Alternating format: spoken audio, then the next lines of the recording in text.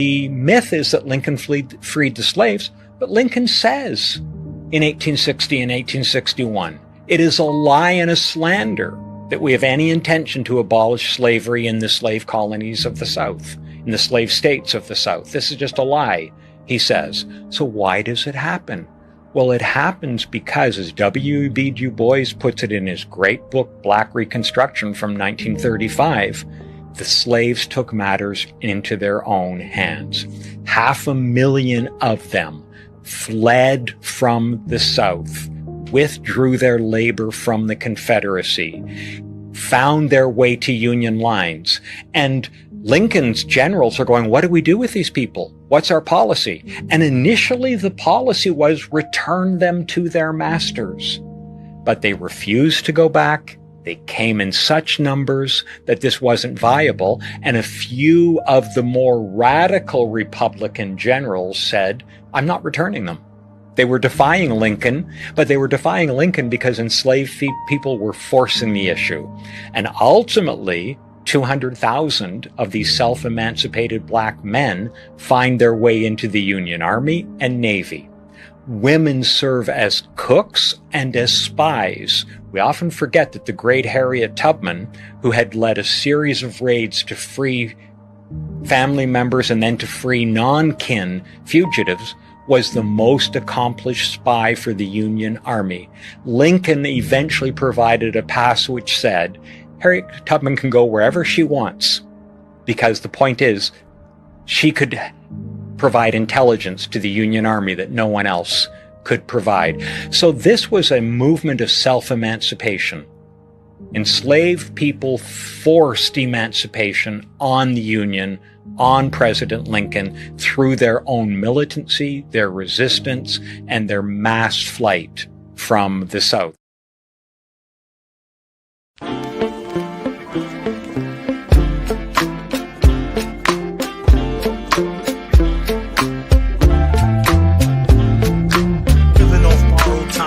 Tick faster, that'll be the hour they knock the slick blaster. Dick dastardly, a Muttley with sick laughter. A gunfight and they come to cut the mix master ice.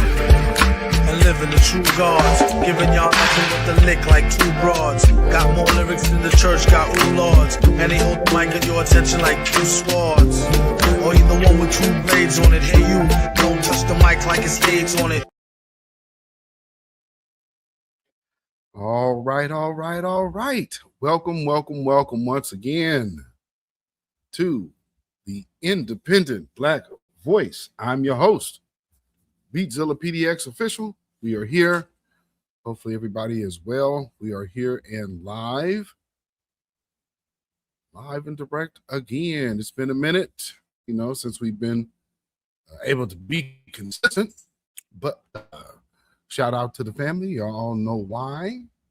And we are here once again. So, as you see, sounds like people are changing the message from where they first landed. And so hopefully everything is good. Let me know how I'm sounding out there, family, because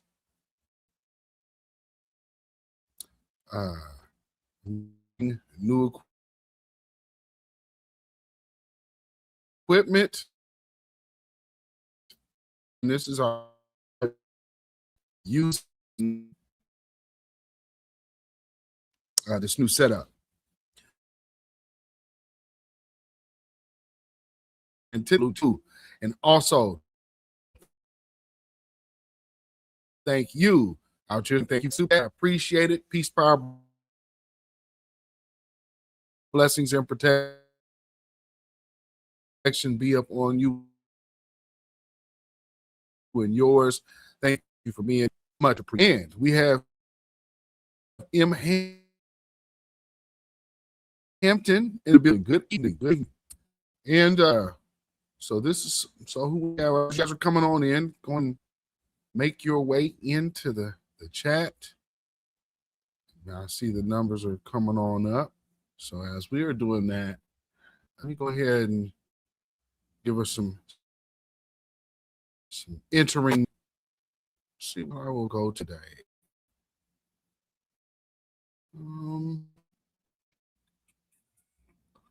Let's do some kind of, you know what? Let's do this. Let's do something we haven't heard in a minute for those who have been part of this broadcast for a minute. Let me know if I'm like this, and let some folks get on in here.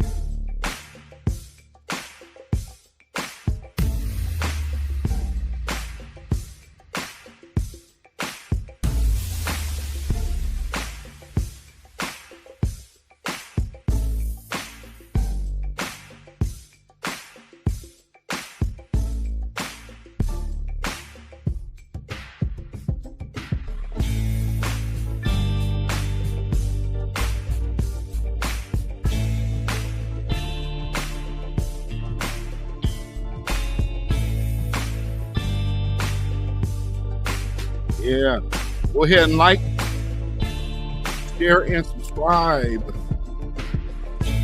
We're here right now, live and direct.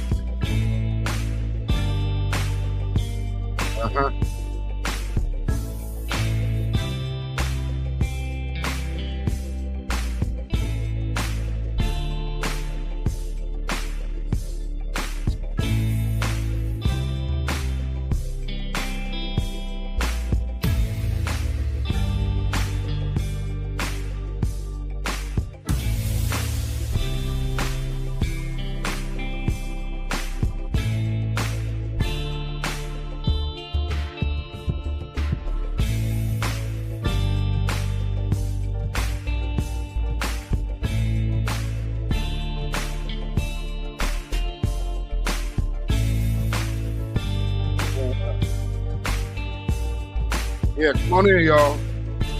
You're live.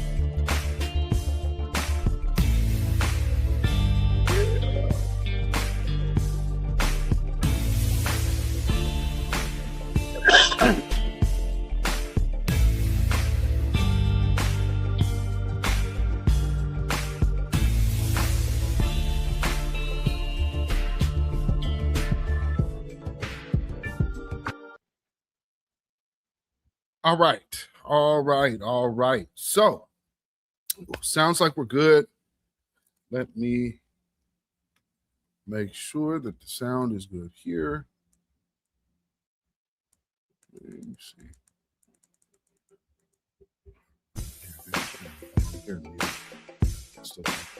Okay. Hopefully y'all can hear me.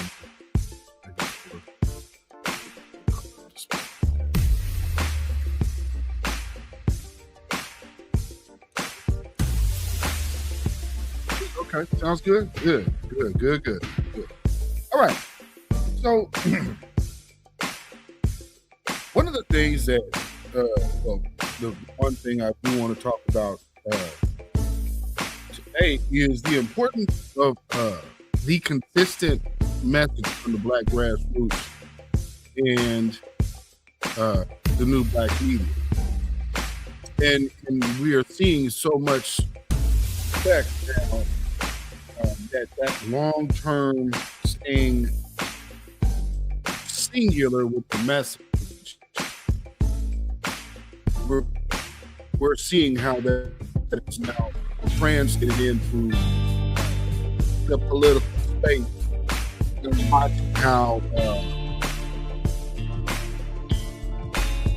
people now find this conversation we had down to honoring our position of this. But we're also seeing something,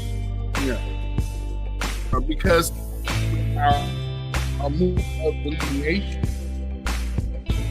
we are also seeing a lot of people have issues having delineated from the so-called diaspora and all that stuff.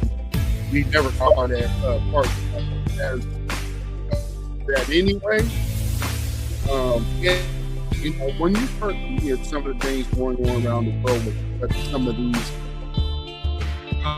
so-called educated groups are being educated, a lot of those educations were just lies. And one of the ways that you can stay and flee is to allow your education, is to lie about have made and things like that. Says you're seeing, if you see these fields all around the world, you're seeing these other groups being asked questions, just simple basic questions like basic math, and they're having a hell of a time answering very simple mathematical equations. And I look at our education system here, and people tell us how miseducated we are, and feel that we are the world's best researchers. We're the ones going to find the answer, but to lay claim or have the benefit of laying claim to our lineage, just our position morally in society. So you start using words like people of color and BIPOC and all of these other different terminologies that don't exclusively lean toward black. And that's something that most definitely should call out when it all pops. So y'all remember Cardi B did on the 4th of July. And she said something that made sense. That's true. Like the video I played in the beginning, where people like to often rewrite history and say, we freed you. And we went to fight to free the slaves. No, you didn't. No, Lincoln did. And so when you hear the truth, he even mentioned he refers to a black writer, W.E.B. Du Bois. That was black folks inspiring that themselves because they themselves deflated the economic engine of slavery by taking advantage of what was going on and fleeing from the South to the North to safety. That's not leaving the country. That's leaving bondage. Big difference from being in your homeland that you and your ancestors built and fleeing to another land and saying, we built that land that was already there. Big difference. Oh, my bad. Music's still on. Somebody told me. How'd that go back on? My bad. Somebody told me the music was playing. Okay. So here is. Oh. Wait.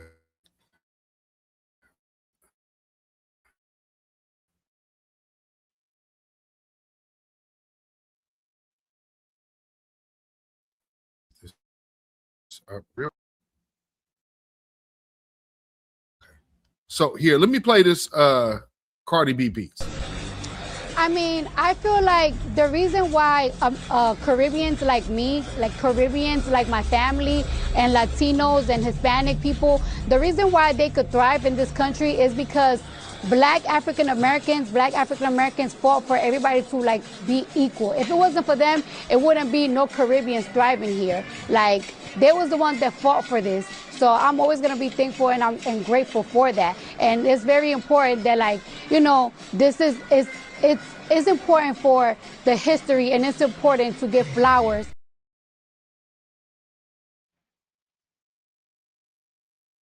And she's correct. She's absolutely correct. It is right and just to give Black Americans our due. Now, with that being said, we have a lot of groups who like to latch on, who like to jump in or insert themselves into things that history, it's not being rewritten when you weren't present. And so we're starting to hear a lot of groups just start to say things that aren't true. And we're going to start here.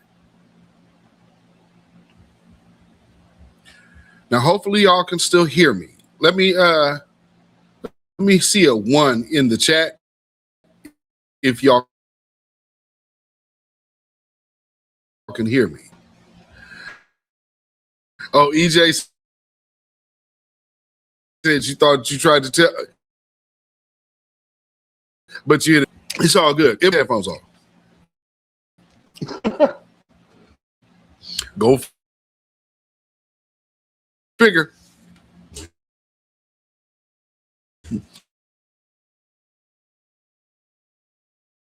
That's how that works. Okay. Okay, good. Okay, so let's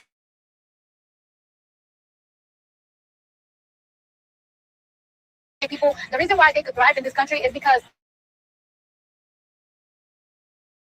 Black African Americans fought for everybody to like be equal but thrive.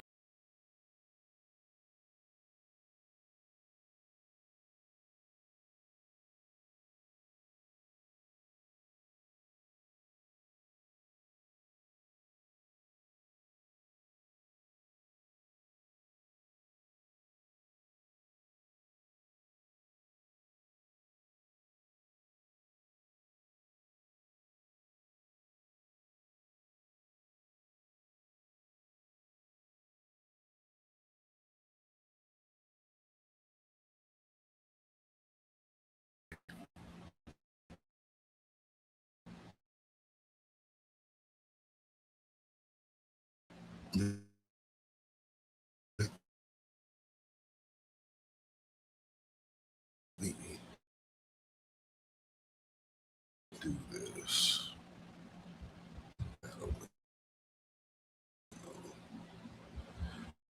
Check my playback. Okay. Thank you, BJ.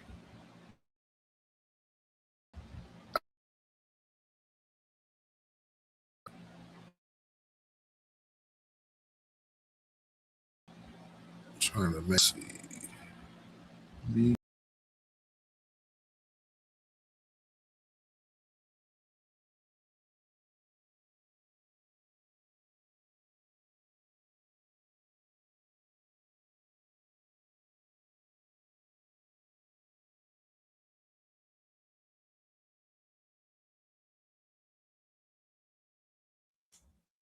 Let me switch studios and I'll be right back. I will be right back, folks.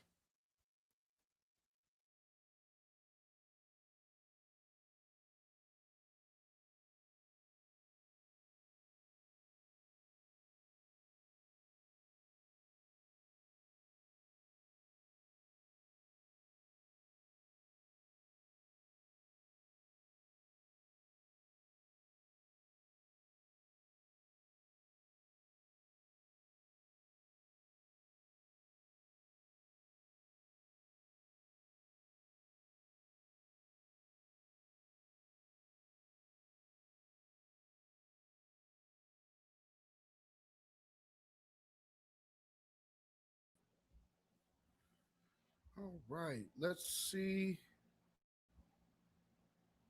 if we are good. All right. Hopefully we have taken care of that. And hopefully you're hearing me good. I'm not too hot. Okay. All right. Let's try this again. Let's see. Did I close that? Maybe I did. I did. Okay. I didn't.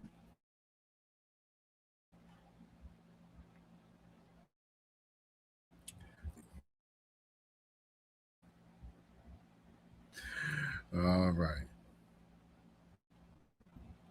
I guess I was using the wrong window.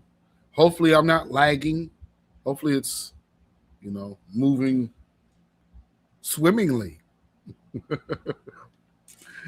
All right, let's get this back in here.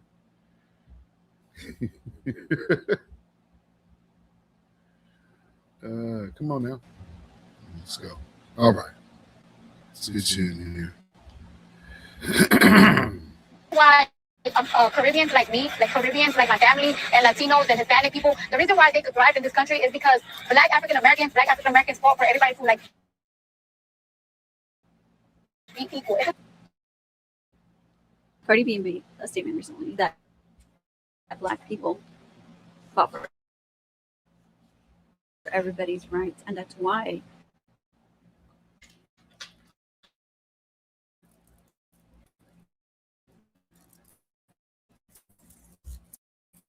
it is not. It is not. Causing. Ma'am, are you sure about that? That's a hell of a bold statement. My studio changed behind me, didn't it? Yeah. Oh man, let's get over here. Oh, there we go. Wow. That is an incredibly bold statement.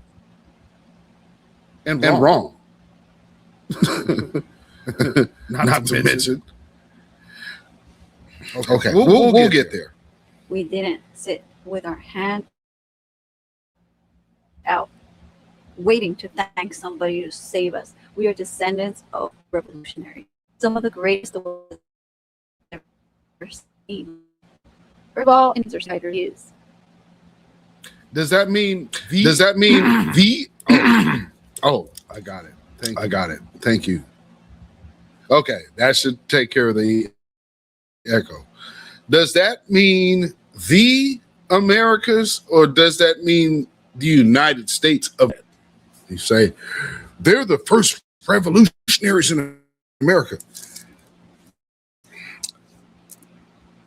It's a Black man who's responsible for the Mexican Revolution. You guys celebrate Cinco de Mayo. It's about Vicente Guerrero. So we are seeing, you're talking about erasure. What you're trying to do is rewrite and insert. And we'll go through this. We'll just look at a few things and see if what she's saying is true. But she says Black supremacy by just stating what Black people did and contributed in this country. That's the sound of a MAGA wannabe. This is what that actually sounds like. You know how they like to say, well, you guys are Trump supporters and all of this and MAGA blah, blah. No, on some T Summer, 550 joules. Stay hydrated. Yes, it has been hella hot this week here. It's been super duper hot. Rayvon, hey, what's going on, Black Spider? Welcome. Thank you for being here. And thank you for being a member. And we got Marco K. Welcome. Thank you for being here as well. Lance. Is that Lance Flex? Thank you for being here. And okay, that's Marco again. All right. And EJ as well over on X. Basically. And Mexicans killed Vicente Guerrero for abolishing slavery in Mexico a decade before the United States. But she's proud.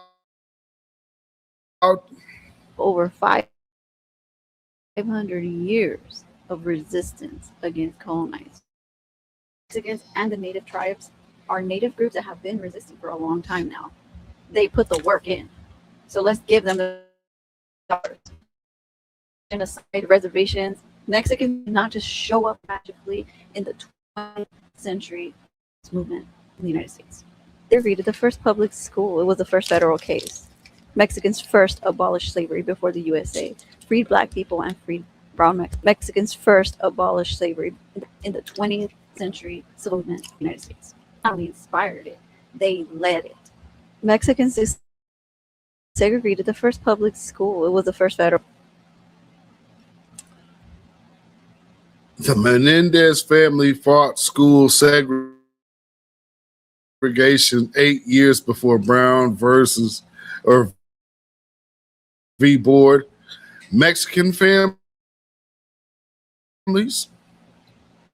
flashes this up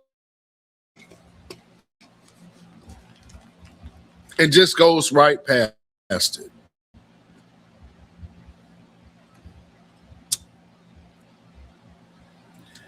Let's see.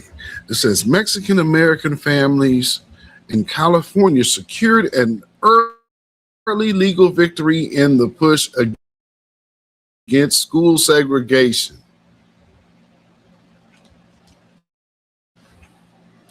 Y'all want to tell the truth about that, though?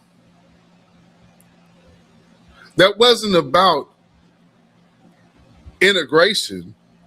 That was about being accepted as white. You see how she tried to spin that?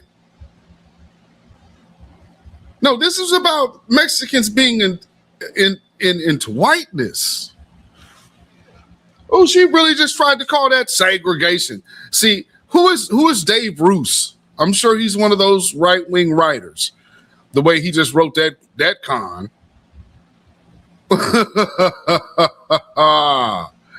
Yeah. Yeah, she just tried to sneak that one on in there. Okay, lady. Case. Mexicans first abolished slavery before the USA, freed black people and freed brown Mexican people. Who do you think inspired the Civil War of the United States? Who do you think inspired those people? Is she trying? Is that what she's going for? Because, wow.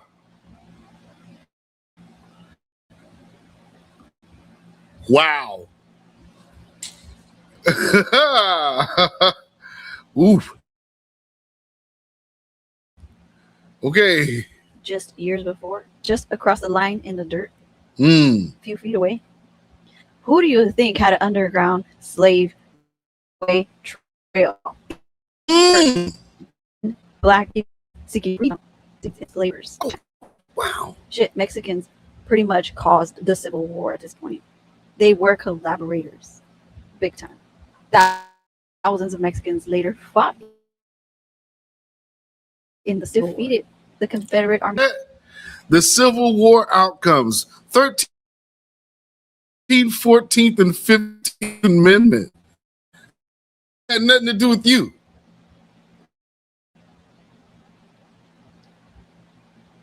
If you think that people who wanted to be white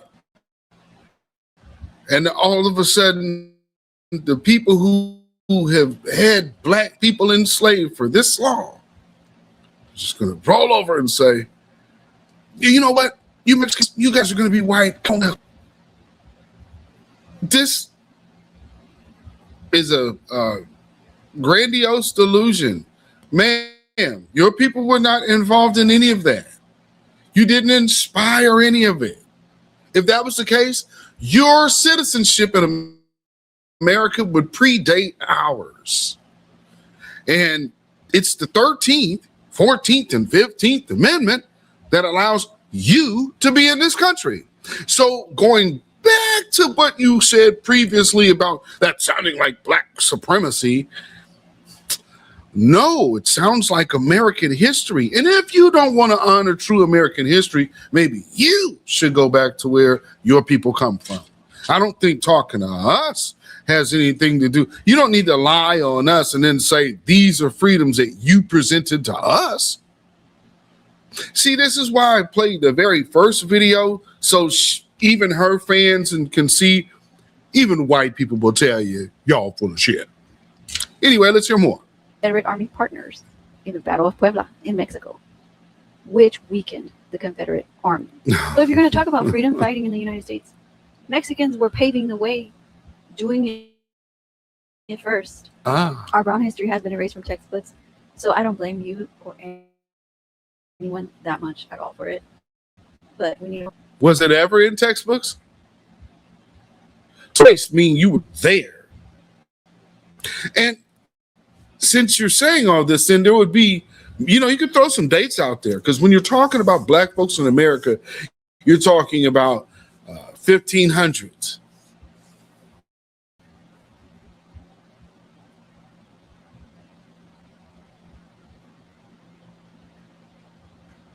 Some would say even earlier than that.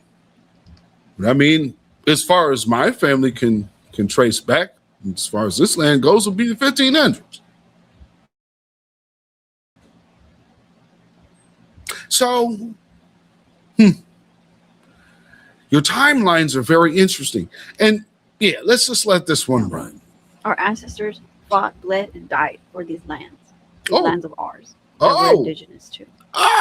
We fought on both sides. So if you want to celebrate independence. Oh, wait, where we go?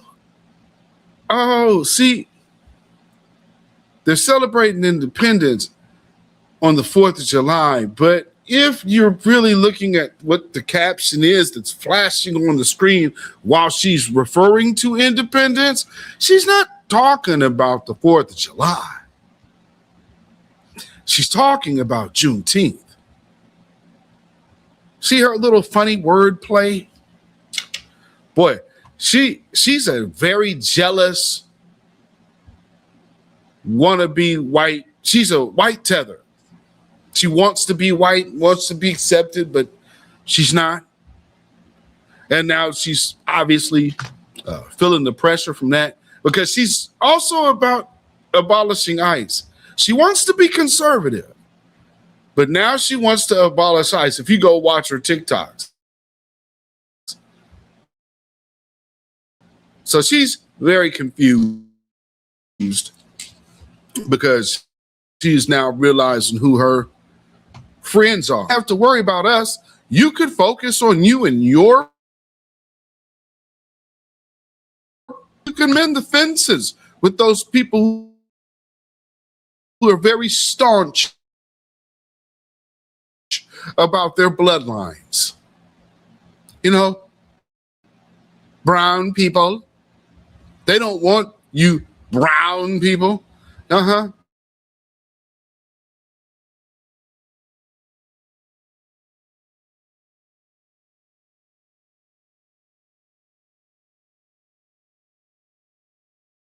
Oh, man.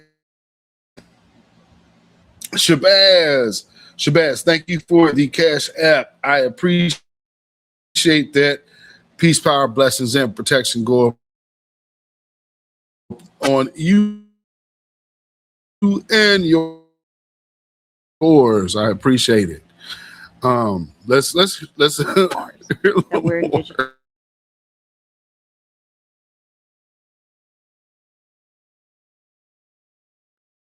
Celebrate with the Mexicans. Is going to speak for other people, period. This is a problem with identifying as Latino or Hispanic. We don't have the same history.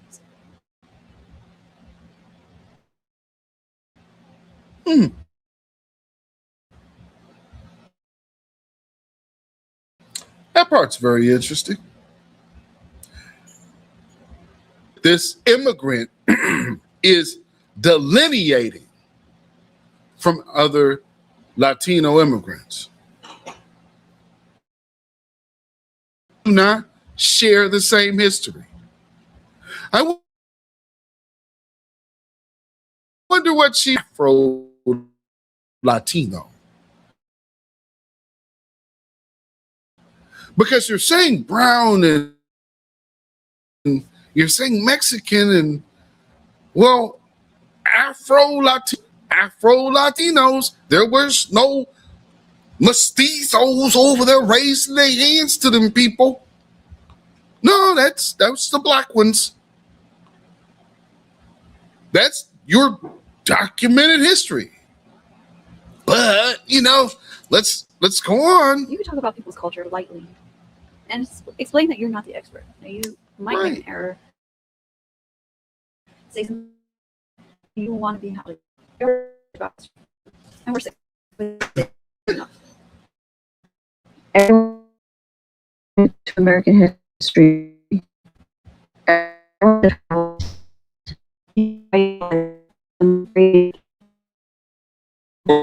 Justice. To get stop the laws, it wouldn't have been possible without them. We did it.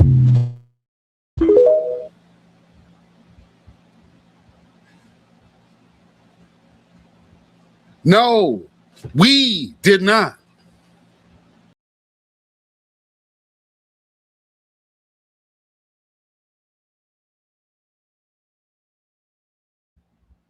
Take note of what that is.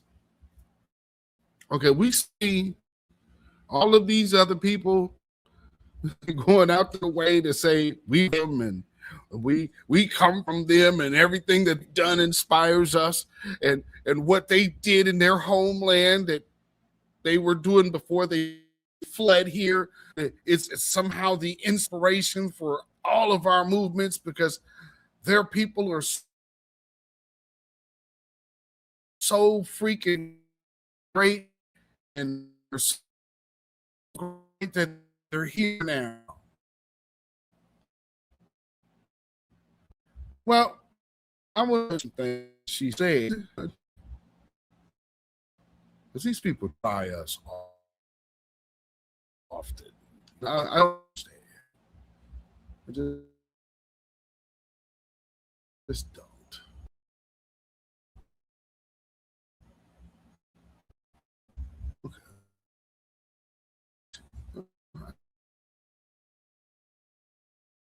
Can actually do that now. Hey, that's cool.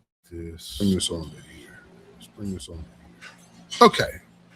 Okay. I wanted to just do a general search. Okay. Let's just take a look. Shall we? What do we see? The questions. Mexicans fighting for civil rights in America. So just making it very simple and plain. Because you know she is taking credit and saying Mexicans, or I guess basically us black folks need to learn how much we owe Mexicans. So let's look at this. Mexican Americans and Mexican immigrants have a long, vital history of fighting for civil rights in the United States. They faced school segregation, unfair labor conditions, and unequal treatment in the legal system. And they organized local groups, staged massive protests, and won landmark cases to secure their constitutional rights. Okay. Let's to Hernandez versus Westminster. That's 1947, not 1847. No, 1947. That is not 200 years ago, but yeah. A federal court ruled that segregating children of Latin descent in California schools was unconstitutional. This set an important legal base for ending school segregation nationwide. Now, you do remember what they said. Well, before the schools were desegregated, the Mexicans won a case. Well, that's the case they were referring to.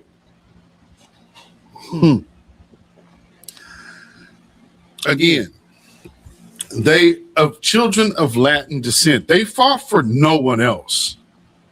So what were they fighting for? They were fighting to be integrated into whiteness.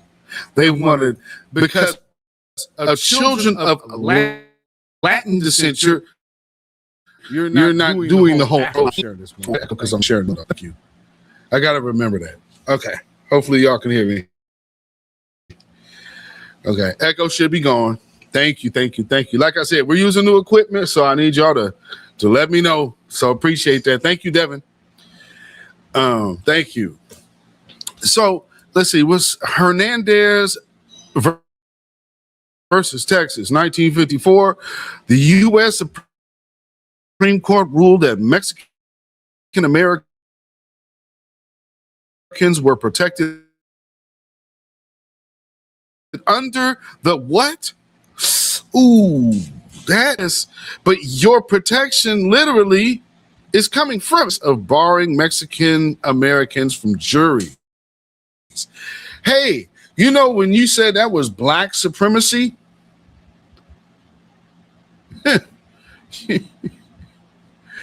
you might want to reevaluate that position.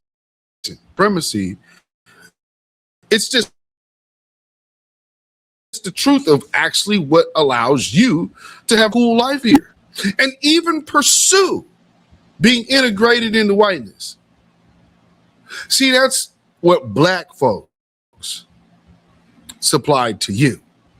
So when Cardi B said, this is the history of it, well, this is the history that you yourself just alluded to. And here are the two cases on the screen, ma'am. Would you like to tell everybody the truth?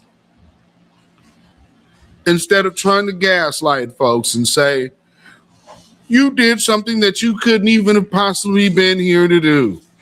And no, you weren't on the forefront of fighting for anyone but people and children of Latin descent. That's not even the Latinos from the Caribbean. So, yeah, nice try, but that's a lie. Let's see. Major movements groups. Kind of movement. El Movimiento. If I messed that up, my bad. A powerful social and political movement in the 90s.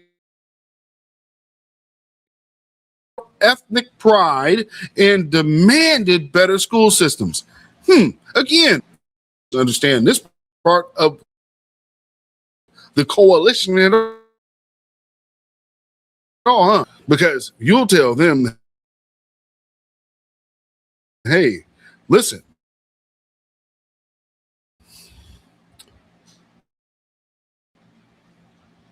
this is what they've been on. They're trying to get theirs on. Their groups getting what they are trying to get. It has nothing to do with us. It excludes us. They are exclusively looking for benefits for their own ethnic group. What a novel idea. And no one's calling Vez and Dolores Huerta. They co-founded the National Farm Workers Association, later the United Farm Workers. They led strikes and boycotts such as Delano Grape Strike to demand fair wage and safe conditions for migrant farm workers. Advocacy organizations like the League of United Latin American Citizens, LULAC, and the Mexican American Legal Defense and Educational Fund. Boy, it's funny running out saying, wait, no. See, we need to be involved too, and they got all of these things that are looking for money. That is it's a fund. That right there in the name indicates money. But we just want people to look and respect our humanity. Got it. The legal system, secure voting acts. How many of these groups look to shore up the Voting Rights Act? None, because they all thought that it would exclusively negatively affect who?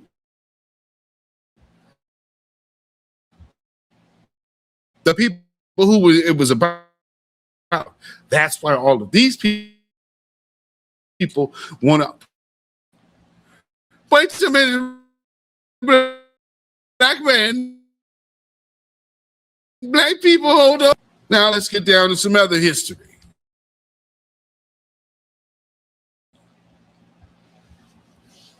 Since everybody likes to, oh yeah, that they already looking to change the street here.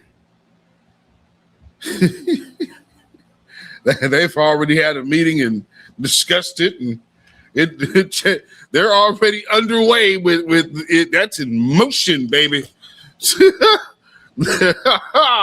Man, what was that? A few months ago? Oh, Cesar Chavez's name is being changed.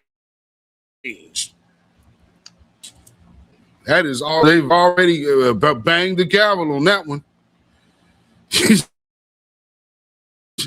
Yeah, he's out here, man. Yeah, he gone, man. They're changing it to the I guess it's the euphemism name for the workers' rights workers. So they're something like with that grape. They're using the word, and that's what the name of the street is going to be, celebrating the movement. So no specific name. Maybe that probably is going to be happening in all of these other cities for having a Dr. MLK Boulevard. Let's keep it a buck. I'm just saying, let's keep it 1,000. Why do you have a Cesar Chavez Boulevard or Avenue in your city? Because we have Martin Luther King. Look like they really gave a damn. They didn't give a crap until it was us doing something. Man, please.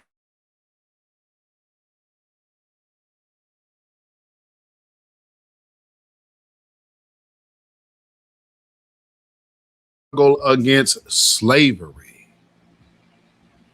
Jim Crow laws and racism. Key milestones include the abolition of slavery, landmark Supreme Court decisions like Brown v. Board of Education, and major federal legislation passed during the mid-20th century civil rights movement. That's not a coalition. There's no LULAC in there. Let's keep going. Struggles and legal battles. Abolition and Reconstruction. Check it out. Let's get that on the screen. Nice and big there. Okay. Abolition and Reconstruction. The Civil War ended slavery, and the 13th, 14th, and 15th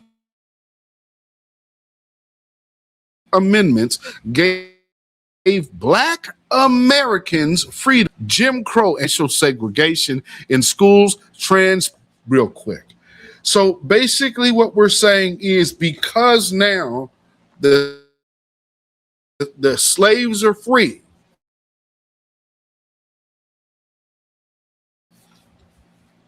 segregation is now being enacted. You see all those timelines that these people, I mean, because you know, these people say these things and they say it all the time. But yet, when you look at the history, there's only one group found here. Maybe it's just me. It's just, man, maybe I'm xenophobic. I mean, all of this had to clearly be inspired by another group from another country that fled here because of what this group actually accomplished. I don't know. That sounds a little wild and crazy, but they seem to believe it.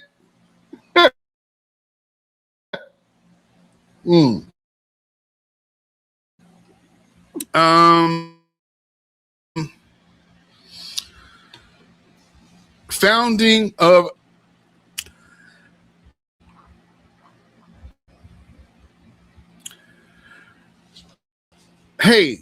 Africans,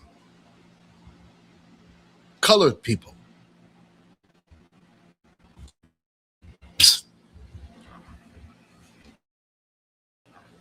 Colored.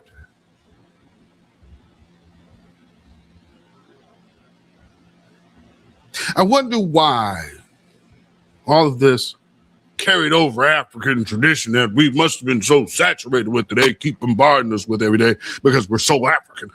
Why didn't they say African as soon as they were freed? You're going to start an organization called Colored. Why not African? Because everybody knew they were so African. Really? Then what was ever the need for the use of the word colored? Anyway, created in 1909, the group used courts and legal challenges to fight unfair treatment. Look at how early Black Americans fought for freedom during the founding era. This is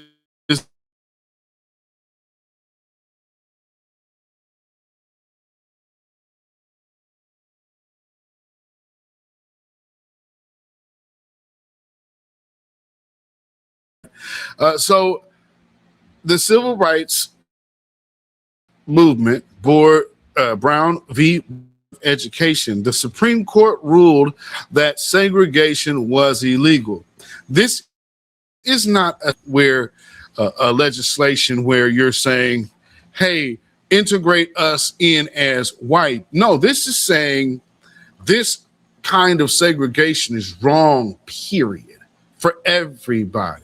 See how Black folks in America actually do things that benefit other people? All of these other groups have only done things to benefit themselves, as if they had a universal focus and umbrella of covering, because they have not. It's a bald-faced lie. Anyway, Montgomery bus boycott, 1955. Rosa Parks sparked a year-long protest that desegregated public and brought Dr. Reverend Martin to national prominence. Activists used sit-ins, freedom rides, and 1963 March on Washington to demand equality. Yeah, so you have there. Major legislative wins. Civil Rights Act of 1964 banned discrimination based on race, color, religion, sex, or national origin in public. If you don't think that's something that you should probably shout Black folks out for, I don't know what is. And you keep acting like you came here and inspired something for us. These are the things that allow you to be here. That's not Black supremacy. That's sorry, piece of crap. Anyway, Voting Rights Act of 1965 stopped unfair voting rules like literacy tests designed to keep Black people from voting. Okay, let's look at that part. here is something in our country that our government had against us, and we fought the government against it. Which one of you guys so inspired anybody around the world to do that against the biggest power on? Because everybody wants to tell us how you're being erased. But this is history. And this ain't the history they want to tell neither. So, okay. Short breakdown of the struggle for voting rights in the 1965 Act. And you can see that there's that, honors 250.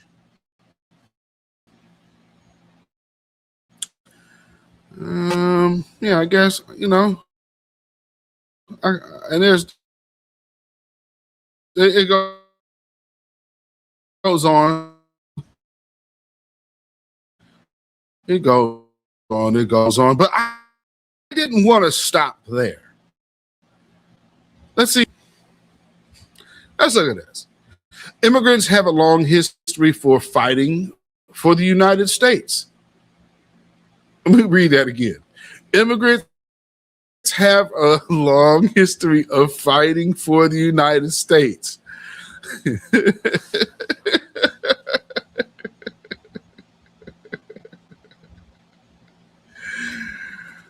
This is a large problem that people have. You see right there?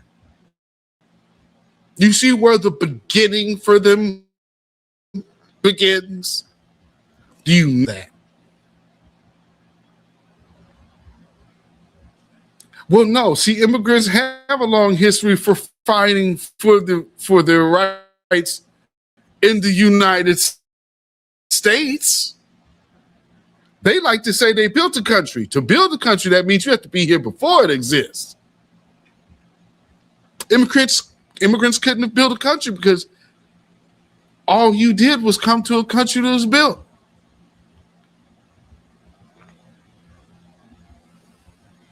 It's literally baked in the cake.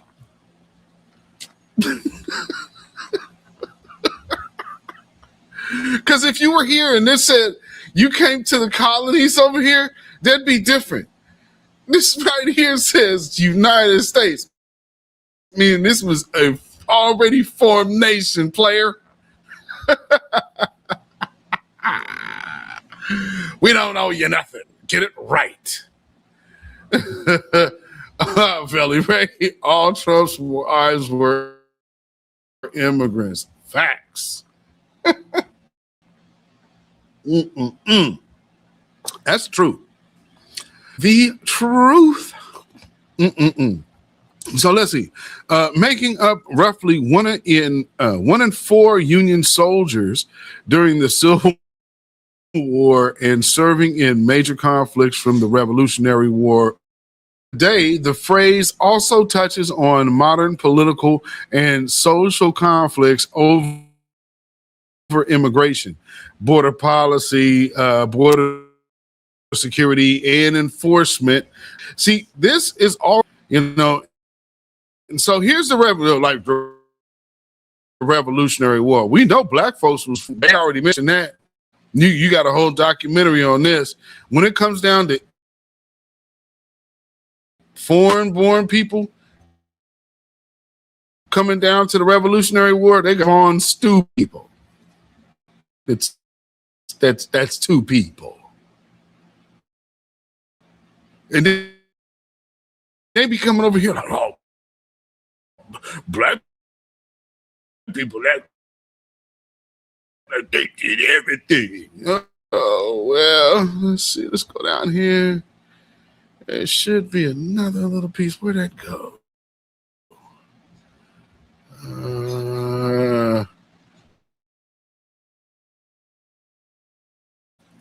During the segregation era, the legal and social status of Mexican was legal, classified, subjected to systematic segregation and racial. Y'all need to stop hopping on TikTok. Y'all need to stop hopping on TikTok trying to act like y'all know our history, and y'all gonna come up here and tell black folks about our damn history. We know good and damn well. That's so crazy. That woman be out there like fronting too. And yeah, this is not. This is the history. This is the problem you have. Okay. And then say you were fighting segregation. That's not fighting against segregation. The way some of them folks like to spin that. And so that's why I just wanted to address that here and to let y'all see it for yourself. How foolish. You did this and you fought alongside. No, you didn't. Oh, no, you didn't. This less than white status forced Mexican Americans into complex civil rights battles to claim their whiteness in order to. Oh man. And I don't know what that is. Everybody want to claim like, yeah, we inspired you. Guys, you didn't. You really didn't. Especially for those who create. I mean, so it sounds crazy to a person who knows what inspired what they created to have somebody who just showed up off of yesterday, got snuck across the border, got the cell phone, hopped online and gonna tell me where the hell I'm from. That is the craziest thing to me. You know, white and black, you people are from West End. They all have these weird type of this weird idea that they're gonna come enlighten us to something. Man, I'm telling you, look at some of these videos that this especially this one dude, he's like an African dude in the UK or something. Maybe he's in Canada, but he be asking these folks these questions on base, like I said, base questions, and it's a gang of African immigrants that he be asking questions to. Man, don't you ever let these people come over here talking that shit. These folks don't know nothing about us. They don't know nothing about nothing to begin with. To be able to talk about us is amazing. Started letting you know where we came from. That's amazing. Because if your birthday is January 1st, how the hell can a person that literally doesn't know when the hell their birthday is going to tell somebody, you know where you came from? I know where you came from. You don't even know like listening to you. Like, you didn't know, now you know. Black people are not native to the United States of America. Your ancestors come from West Africa. It is not a crime to look like somebody that is West African. The Jamaicans, can't stay part of the Black American pick in your head. That black fish comes from us. Jeez. I mean, the level of losery that it takes for these people to post these videos,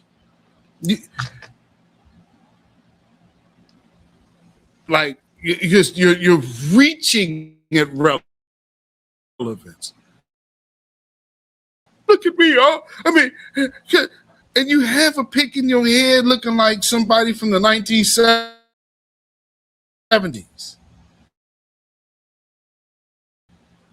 So you haven't even caught up to the time but yet you know where we're from.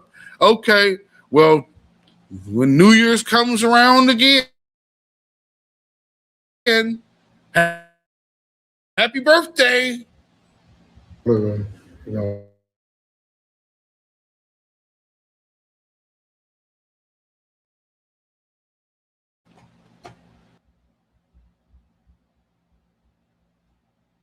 Okay. Tethers, Africans, all of you to the front of the room.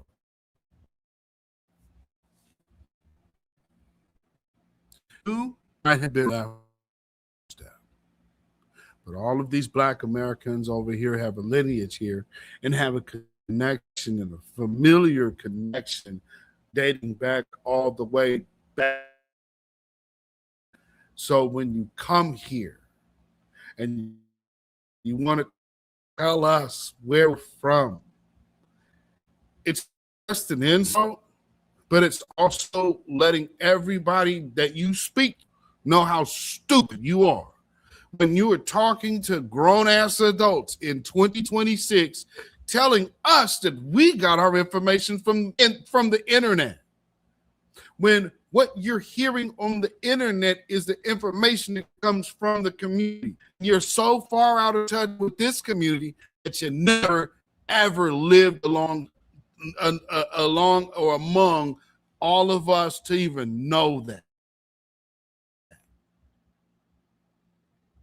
You need to stop coming to us and putting these videos up like you're talking sense. You're not.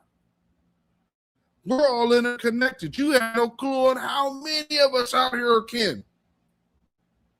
You're strangers and flee from your family. We ain't like you. So you come here and demonstrate this foolery in front of one group.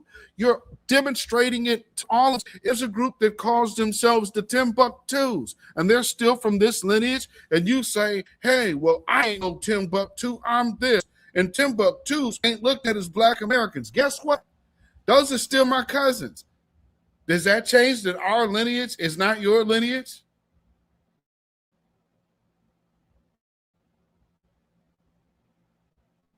And so I need people to understand how these people are thinking when it comes down to this. Get your DNA done.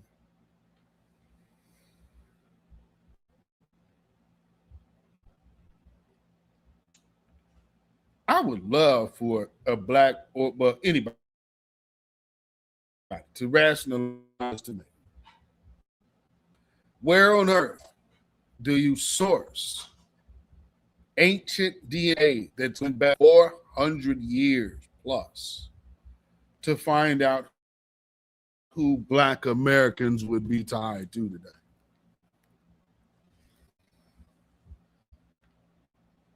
Cite that source. I would love for everybody to cite that source. Because here's one thing that's for sure. While 23andMe goes out of business, the patents are still owned by LES, which some of them have already been sold off to pharmaceutical companies.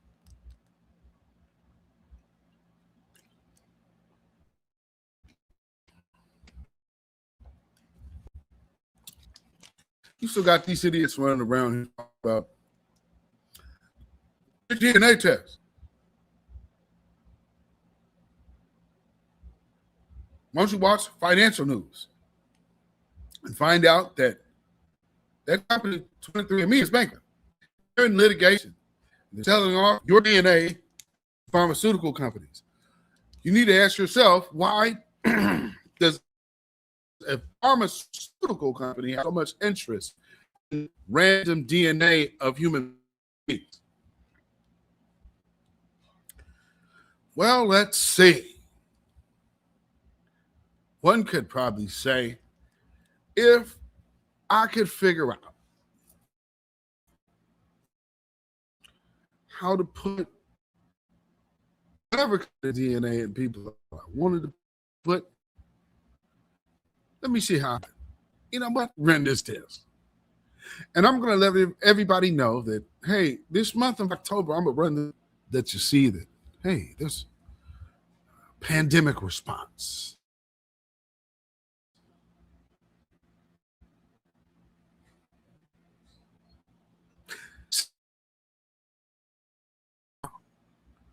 There's a pandemic.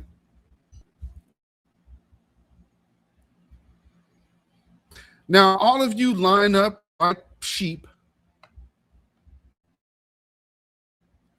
and come get this. If you say these words negatively in public, then we will ban you and you lose work and opportunity if you don't get this. Funny how those same people are the ones that are talking about the man in the White House right now is the one getting rid of democracy. I seem to remember this whole country being shut down, except for the smart red states that are still flourishing right now. Those are the ones smart enough to tell these tree huggers, kiss my ass. Salute to you, because you are the only one that never had to see such a decline and debacle of financial mismanagement, school board all the way down to City Hall. It's amazing. It is amazing. But yet and still, these skulls can come here, not have any kind of intertwined investment into any of the things I just said. And dudes like that are going to come tell us what we know.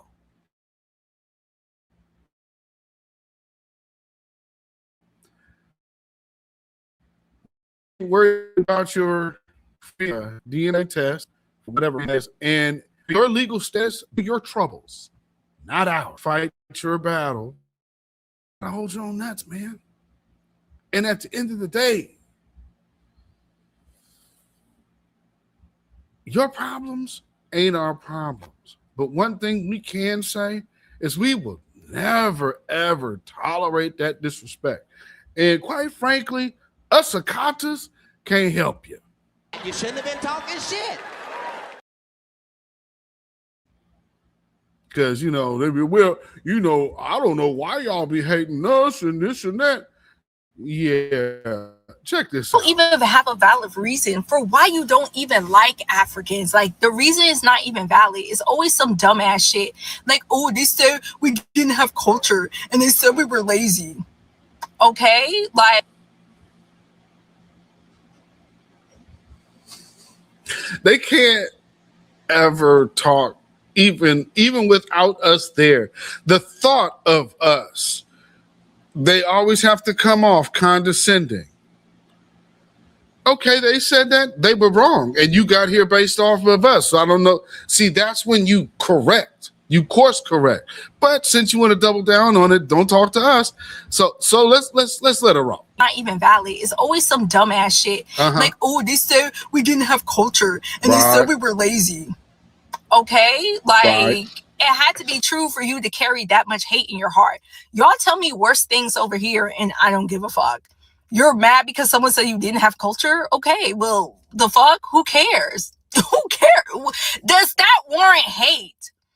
Oh, they called us in the kata. All right, and I'm calling y'all one too. Like, the fuck? Some of y'all are lazy. And some of y'all have no fucking home training. Why are you upset? Who cares?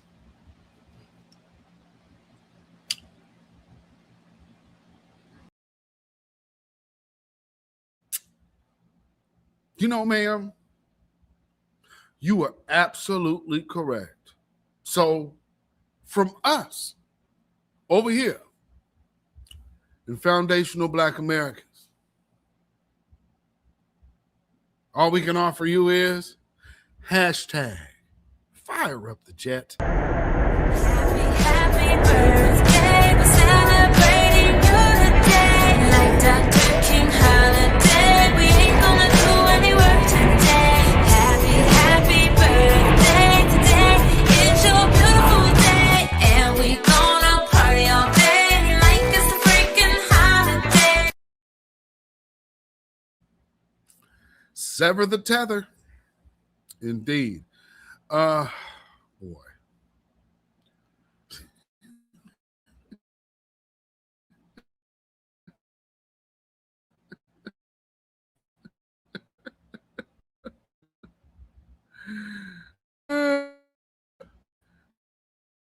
Disrespectful in your house. I mean, what's wrong with that?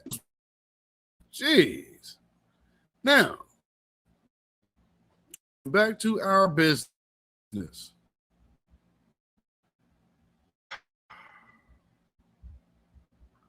Let's see. We need to start.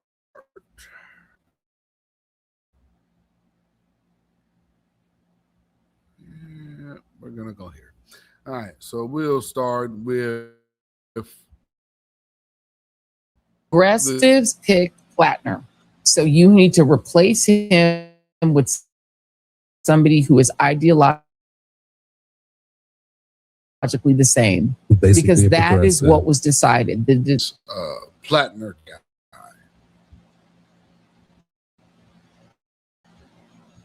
He is somebody that they chose.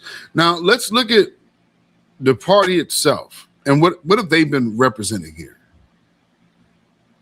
Well, they are representing, I guess, a certain ideal system that has. It's not really challenged. What happens is people use words like MAGA extremism, and they use these vague words. So that way, if you have an anti-black racist that's a Democrat who is wearing a Nazi tattoo, APAC or something like that. But for the Black Americans, we should have been done with Plattner and anti-black rants in the past. And so here's the point to where Black folks have to look at the Democrats for even looking at this guy.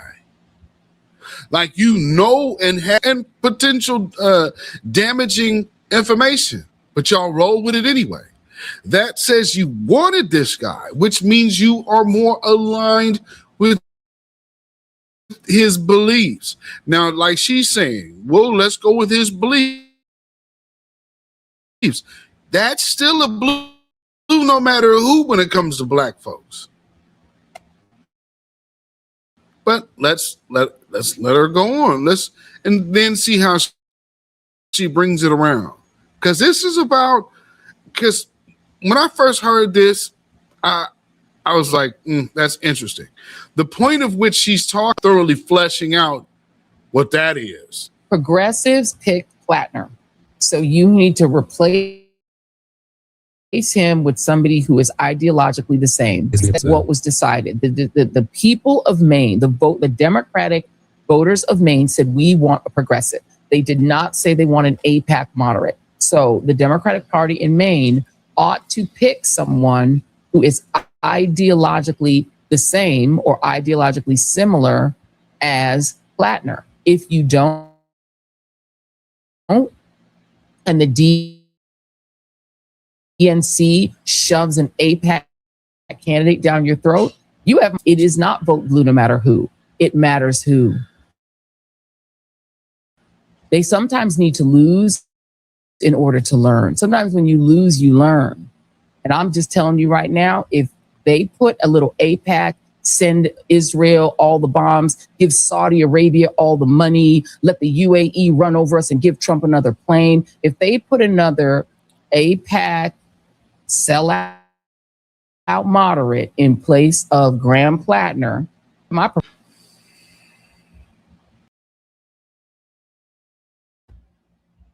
Now, the interesting part about that is she says that, but it's about protecting a position within the Democrat Party. So basically, one group, more or less, is trying to leverage them more power in the party. That has nothing to do with black folks. And so that's one of the things I noticed about this is, oh, well, it's not blue no matter who. So you're still trying to squeeze our lingo in there, but this is literally about Graham Platt. And as far as I'm concerned, he ain't no friend of ours anyway. Not that I'm sure we have a large representation in Maine, but I'm sure there's black folks in Maine. But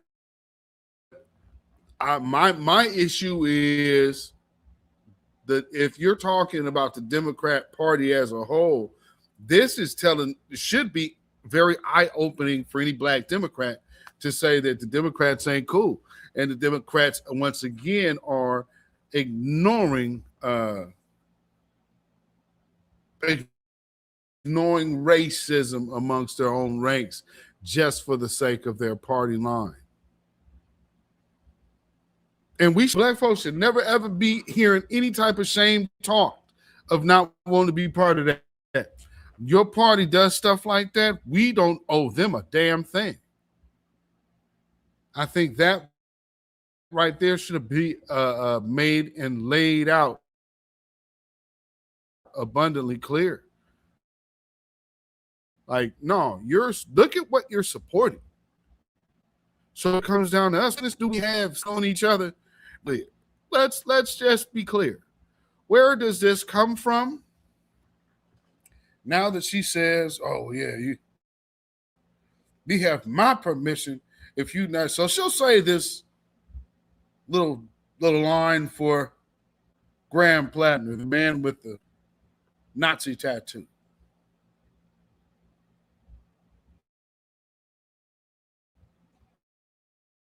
I wonder what she would say for black to be targeted to turn black voters against them, but it's who they're using as the voice, quote unquote, the digital voice, are supposedly also black people who are spreading that message. And here's what you write about fake accounts that are not necessarily really black people, but who seem to be black people who are saying, hey, Kamala's a cop, or this person is bad for black people. Quote, fake accounts pretending to be black women matter, not only in the disinformation campaigns, but in every election. There has been a constant number, you write, of fake accounts posing as black women since 2013. These fake accounts, which pretend to be black women, seem to be real people with real concerns.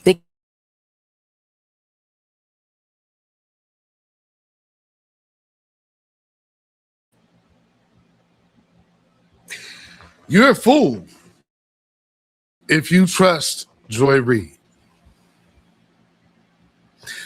This is something that they have been fighting against since 2019. There's no new revelation.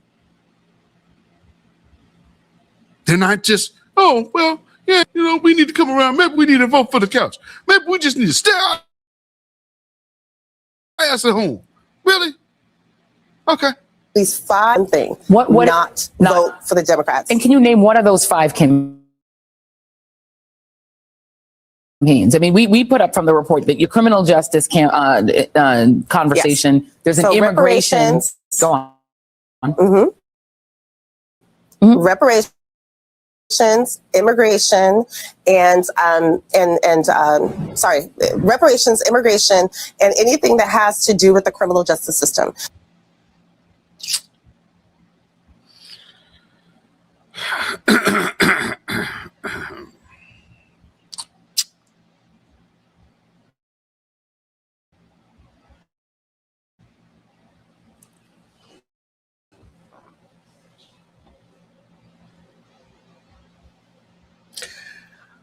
Always remember too, I told you how they were always watch for aid. ADOS is an organization, so they have to always keep it lumped in.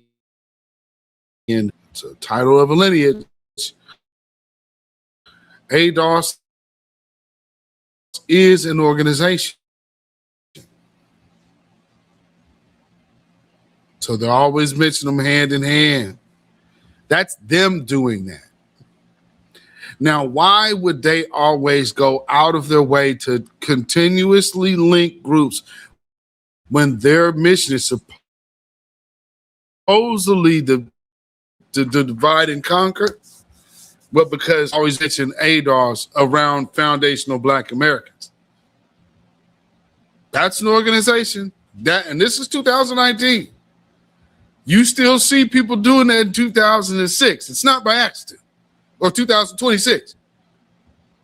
2019 to 2026, you are still watching people lump ADOS in with foundational Black Americans. Tangibles. And the list of issues targeting Black voters. Reparations being number one. Had nothing to do with reparations. Black voices for Trump had nothing to do with reparations as far as I know. Walk away, I don't even know who the hell that is. They ain't talking about reparations. The two groups up here that are mentioning reparations are, and look how they have tangibles with foundational Black Americans. So that's showing you the one group in this list that you could tie to reparations. And then, of course, ADOS. You lead off with ADOS, and look how it's placed. They put ADOS at the top, Blacks at second, and then here's tangibles. If you were going in alphabetical order, why are Black voices for Trump at the bottom? Now, change and immigration are not our big issues. Reparations is. And what the climate change was this was going to be with reparations. That was going to be the big move. You know what stopped that? George Floyd and Breonna Taylor and Tiana Jefferson. Those like 3 deaths are what totally derailed that. Because there was I got that video somewhere. I think I played that in one of my broadcasts years ago. That there was a DNC operative that let the cat out the bag. Might even have been CNN. There was a whole push. They were going to go try to push climate change to be the next wave to bypass having to deal with reparations. And then their little 16-year-old girl, you remember, went on the mic and went ham on the Jews. So then that kind of spoiled their plans, and the rest is history. And here we are in 2026 talking about reparations. And Joy Reid is now saying because of the Nazi that had to fall to the wayside because he got real serious allegations taking it.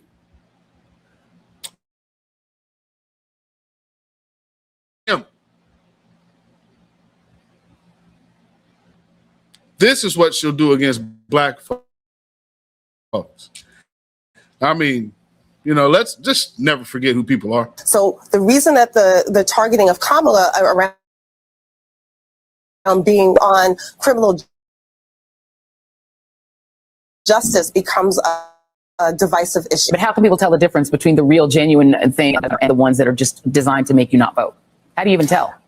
So you can tell right away by the language that they use most of the time. But if you see anyone who says basically tangibles or you're not getting our vote without us getting something back, you should start to pause and take a better look at what they're saying. Okay, so when Kamala herself said we need to be more transactional, which actually reaffirms that same sentiment, you have a problem with that, Shereen? See, this is the scumbag group of America, folks. These are people that will gladly sell out Black folks for crumbs. And better look at those accounts and seeing what they're.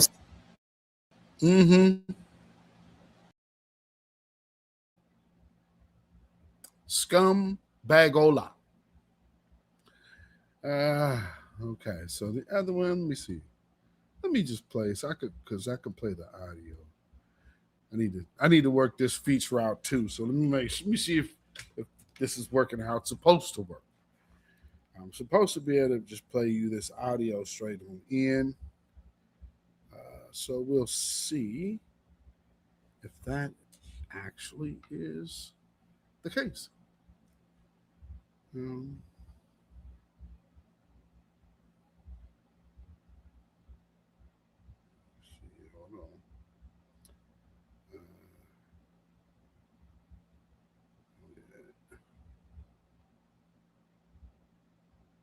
Okay.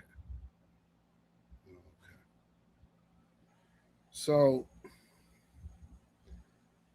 in in the conversation again of using our words in talking points, we're going to go to Roland Martin. These folks are diabolical, I'll say. And this is who I use for this. So I'm going to play the sound from Roland, and then I'm going to go to Sonny Holston, because y'all probably saw the little Roland clip, but we're going to touch that real quick, and then I'm going to move on to Sonny. Hold on. Here we go. Reporters be very upset. She texted me and was very upset because she thought I was threatening to withhold the black vote and that a really bad man, Paxton, was going to win. And I told her I'm not threatening anything, but I also told her, you literally cannot shame us into voting for Tallarico if he won't even, when he needs us, come and speak with us and listen to our issues and develop a strategy to address our issues. And so to say, what are you going to do? Like vote Republican? Like they don't think we have a choice. They think that we have to vote for Tallarico. Yeah, well, yeah, but what they understand is the couch is actually a choice. Say what, Roland? When I heard that, say it ain't so. Say it ain't so. Yeah, but the couch is actually a choice. Address our issues. And so to say, what are you going to do? Like vote Republican? Like they don't think we have a choice. They think that we have to vote for Tallarico. Yeah, well, yeah, but what they understand is the couch is actually a choice. And we've seen it since since Obama ran in 2008, 2012. You have seen a drop. You have seen a drop in black voter participation in every election. It's right there in the numbers. I don't know what the hell they're looking at, and it's there in the data. I don't understand it. But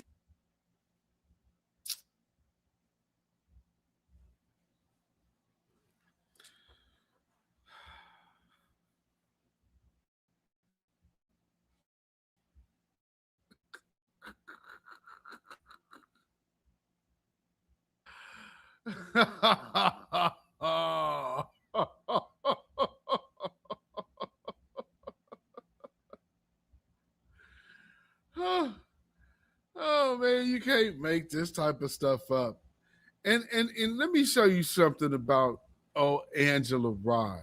There's a reason why I also have her thumbnail or her picture in the thumbnail as well, because y'all got to remember how she was, on the train, on the trail here. Let's see, where is that at? Back when they had when she was on the Breakfast Club. Me just play some audio here just to take you back, and because she was feeling some kind of way, because especially when new black media and black grassroots talking points started showing up in those presidential political spaces, she didn't know how to react, which I find mighty funny.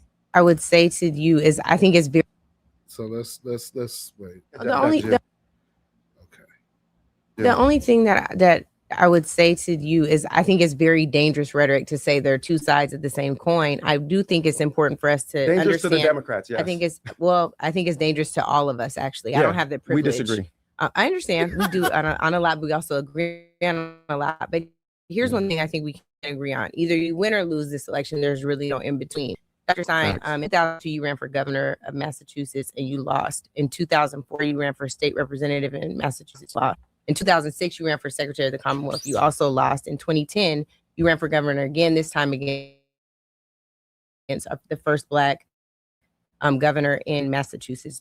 You lost. In 2012, you ran against this country's first Black president and you got just less than 0.5% of total votes cast. In 2016, you ran against Donald Trump and Hillary Clinton, losing significantly with 1.4 million votes cast for you, but 0 electoral college votes, which I agree with y'all needs to be abolished.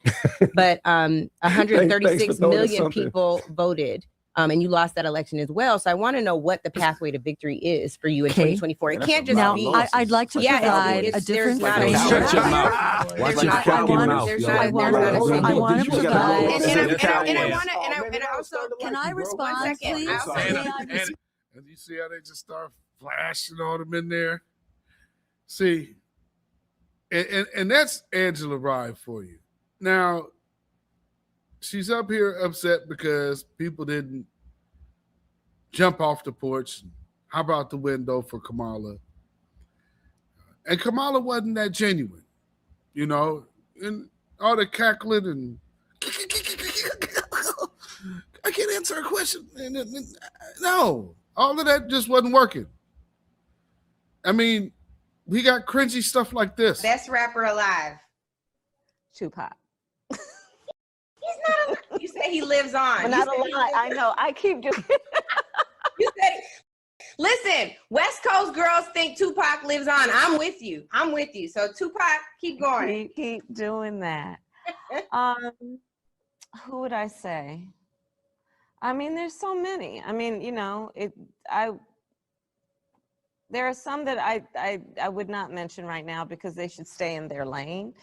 But others I know what that means. I want to know who one of those are. Keep moving. Okay, Keep moving, Angela. All right.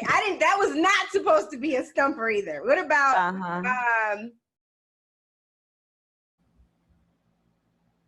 that was Ice Cube, I believe, that she mentioned. I think that was Ice Cube was the rapper she was referring to. And of course, as you guys would probably know, none of the recent elections, Tupac Shakur would not have been alive. Considering how he was long gone before we got Barack Obama, you know, even before George W. Bush. See, she's so in touch with the culture, man. Yeah, right. And so I have Angela Rye bred up here because there's things that people need to remember about people, and they have different allegiances, and they'll get in front of your face and act like they don't. So sometimes you just got to remind the world that, no, Angela Rye is one of those people that will sit in front of those people and try to give them blueprints on how to get over on us. You just clearly don't pay attention, that's fine. But the challenge I have now is if you follow the narrative, it is very much about we can only talk about reparations and issues specific to Black Americans who are not immigrants, because when other people come here, they're not looking out for our best interests. Number one, that's an overgeneralization. Number two, it's dangerous. I believe that it was paid for by Russia. And I'm not saying not that everyone who uses that hashtag now is a Russian bot, but I believe it originated from Russian bots. In the same way that some of the stuff around the crime bill happened in 2016. There were some lower.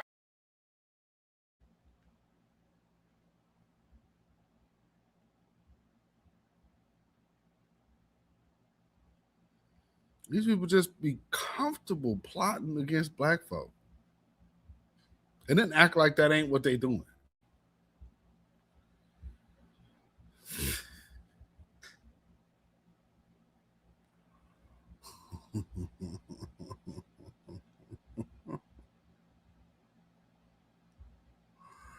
I mean,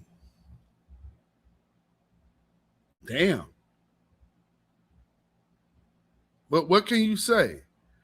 She comfortable plotting on black folk. You up here in a whole room with other folks. And she's discussing, intervening on the conversation of reparations. Did y'all catch that? Let me play that one more time. Clearly don't pay attention, that's fine. But the challenge I have now is if you follow the narrative, it is very much about we can only talk about reparations and issues specific to Black Americans who are not immigrants, because when other people come here, they're not looking out for our best interests. Number one, that's an overgeneralization. Number two, it's dangerous. I believe that it was paid for by Russia. And I'm not saying not that everyone who uses that hashtag now is a Russian bot, but I believe it originated from Russian bots in the same way that some of the stuff around the crime bill happened in 2016. There were some lower. So I'm assuming she's referring to the FBA hashtag, because that's the part of the conversation that's missing. But it sounds pretty accurate to me, doesn't it? Doesn't it to you? Not everybody uses that hashtag. What, tangibles or reparations, or is that what you mean? Because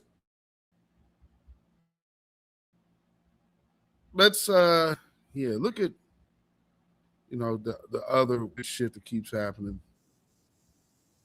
Okay, so let's do this. Let's say the other weird shit. All right.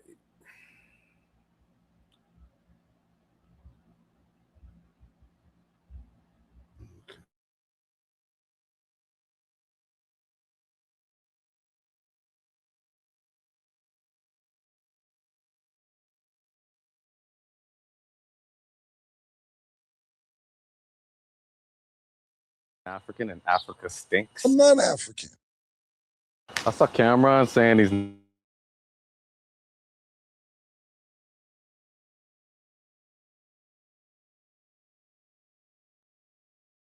ridiculously disrespectful and ignorant. And Cameron Giles, nigga that look like this.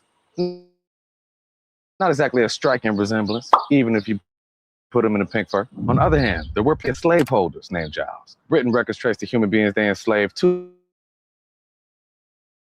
Africa, oftentimes referring to them as Coromontes, if they was from modern day Ghana, Mandingos, if they were from the Igbos, if they were clearly, Giles was passed from African. It's in Africa, Morocco, South Africa, Ethiopia, that I struggle to understand how 500 years here erases 299,500 years, and I've culturally.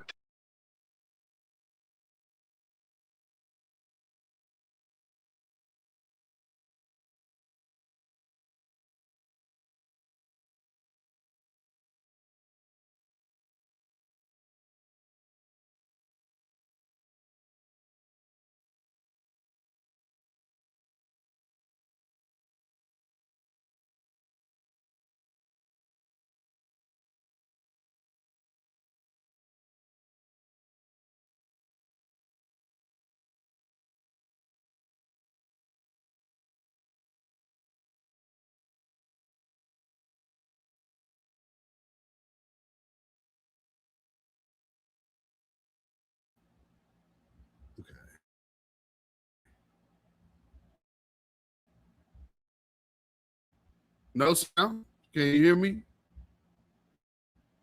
Well, you can hear me. Okay. So, what I was saying, this guy is so desperate for us to be from Africa. And it's crazy. How desperate they are. Okay. It's like, man, let's make a reach. This name was from here. None of that is relevant to this bloodline. And his name. That's this type of shit is really getting old, and it's why this is kind of like idiocracy. Find out that man's family street is to find out that man's family rough stuff with the shot in the dark and find some random white man aimed by that from this certain time period is irrelevant to who that man is. That's insane. And then it's 54 free countries. Which one do we belong to? It's not a government. It's not even a people. So you're not African? What the hell does that mean? All these people keep doing that. Like, coming from land holds relevance. What the hell is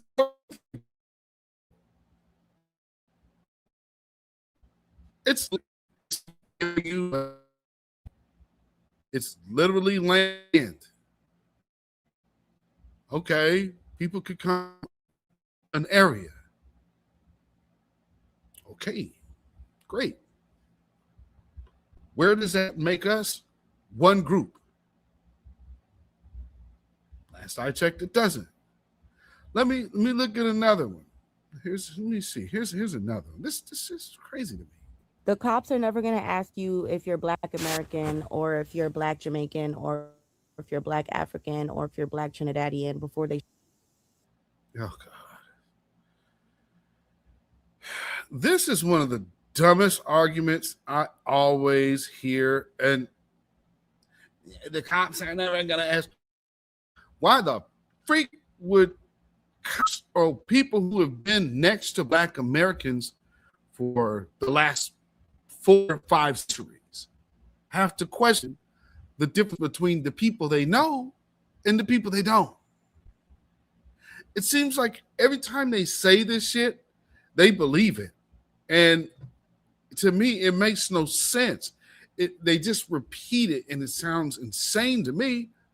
That's why they wondering, like, all of these people are getting hemmed up with ICE, because they do know the difference. That's your bad. The cops are never going to ask you if you're Black American or if you're Black Jamaican or if you're Black African or if you're Black. They you in the back, chest, the leg. What part are you?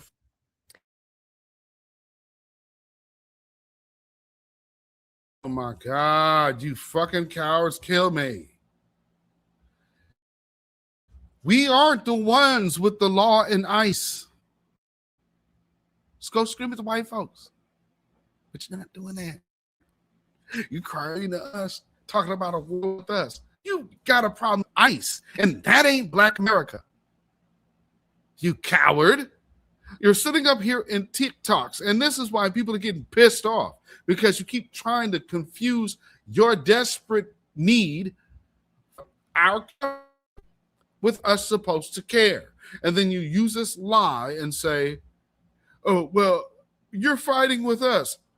Us not fighting for you is not us fighting you. And this nonsense. Here's the thing. Delineation is a fight. Y'all, your fight ain't our fight. Where are we warring at you? Where is that xenophobia? And everybody that will get up here and try to defend that position will do the same thing when they get on the stage. Oh, I mean all of these other posts I see out here. I don't see posts going out. You know what? We're going to take a look at Twitter just to see if we can see a bunch of I hate African posts, or will we see posts about foundational Black Americans? What do we think we'll see? And ingrained into your psyche that you want to war replying to centuries now upon us. But the fact that you are still in this space where you feel like you can come into my comments and be like, Black America, the difference, it's only us, only we want to fight each other over blackness.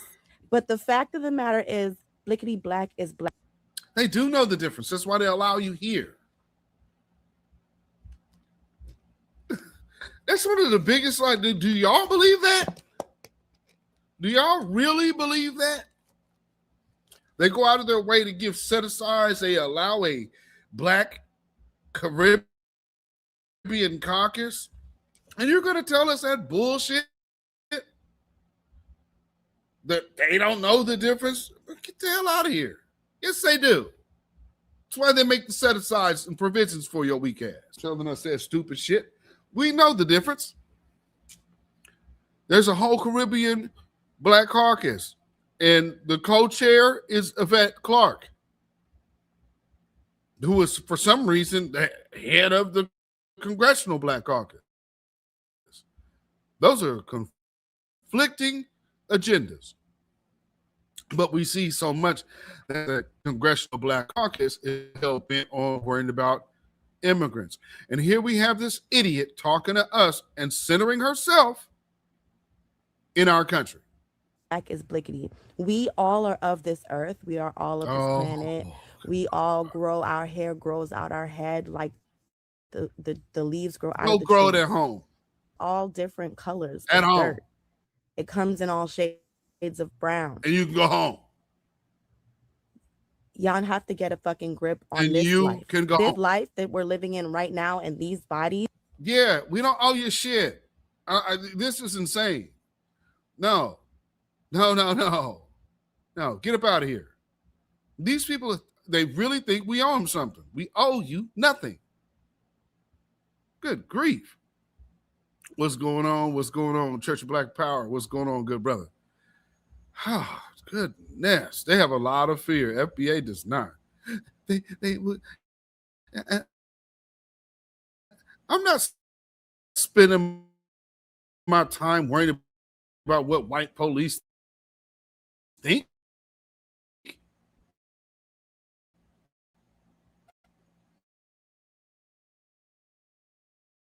Oh, cowardly.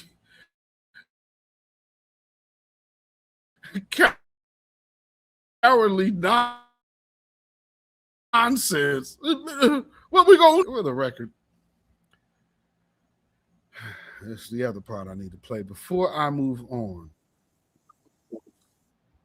We are almost where we need to be.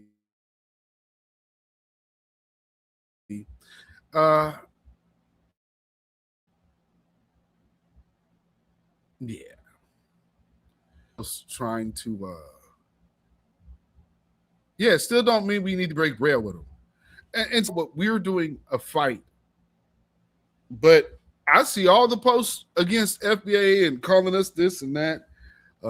They can never explain anything they're saying. Nothing comes with proof. They just lie on other black men.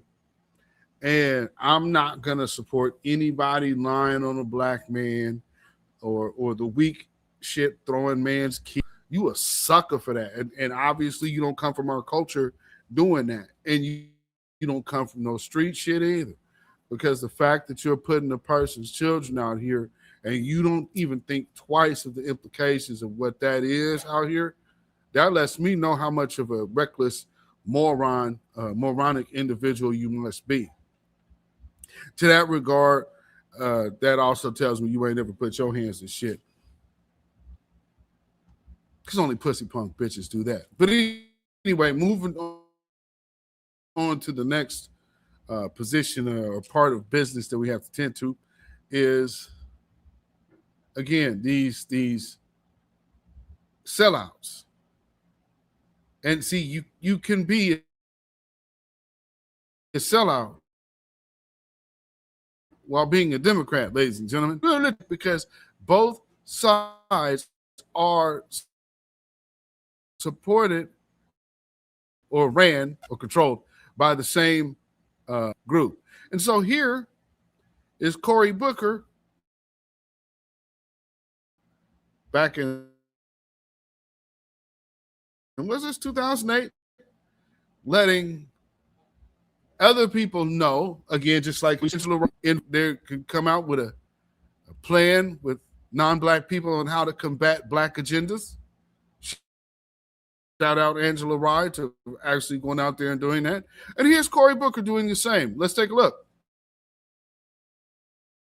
Also heard beautiful, traditionally black colleges, leadership, and what they've done. But could you give us your own evaluation of the African American leadership in the United States, and what is their feeling about Israel? And because oftentimes globally, outside New York, we find that there is becoming greater identification, not with the history of Israel and what Israel has become, but with the suffering of Palestinians without any really understanding of the history of Israel.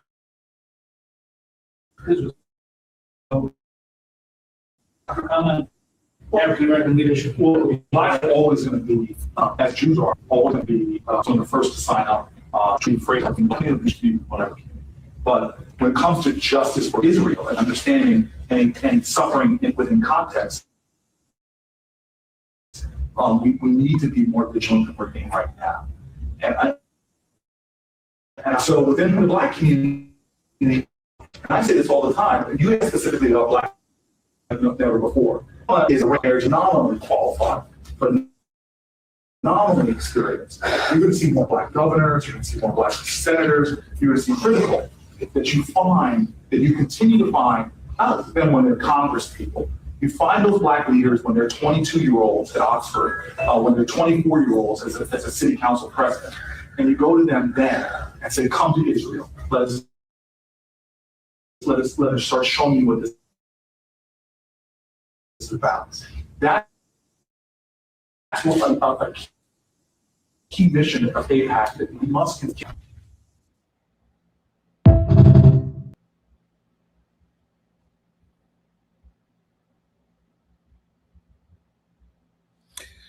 For those of you who think these Black politicians really, truly, legitimately have Black people's agenda on their minds,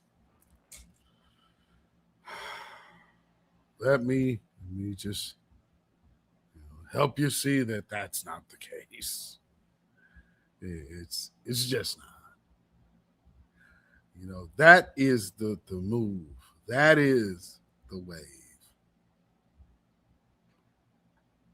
People being beholden to other groups to undermine you. That's why you see Jam and her ilk taking money and having funding partners to undermine you. And this is, why would these groups have a concern about reparations? See, and then before they had, well, let's condemn the people who are saying they want reparations. Let's go back. The Million Man March, a march on Washington to also for reconciliation amongst the brothers and our community as a whole, and also to demand reparations from America. That's what the Million Man March was about. Then even still, when Dr. Khalid Muhammad broke off and started doing his own thing, reparations has always been part of the conversation for the descendants of, well, he says, African people enslaved inside America.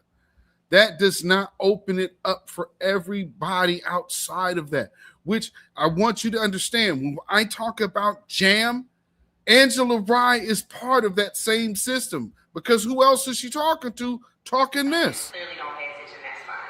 But the challenge I have now is if you follow the narrative, it is very much about we can only talk about reparations and issues specific to Black Americans who are not immigrants, because when other people come here, they're not looking out for our best interests. Number one, that's an overgeneralization And I'm not saying not that everyone who uses that hashtag now is a Russian bot, but I believe it originated from Russian bots in the same way that some of the stuff around the crime bill happened in 2016. There were some lower.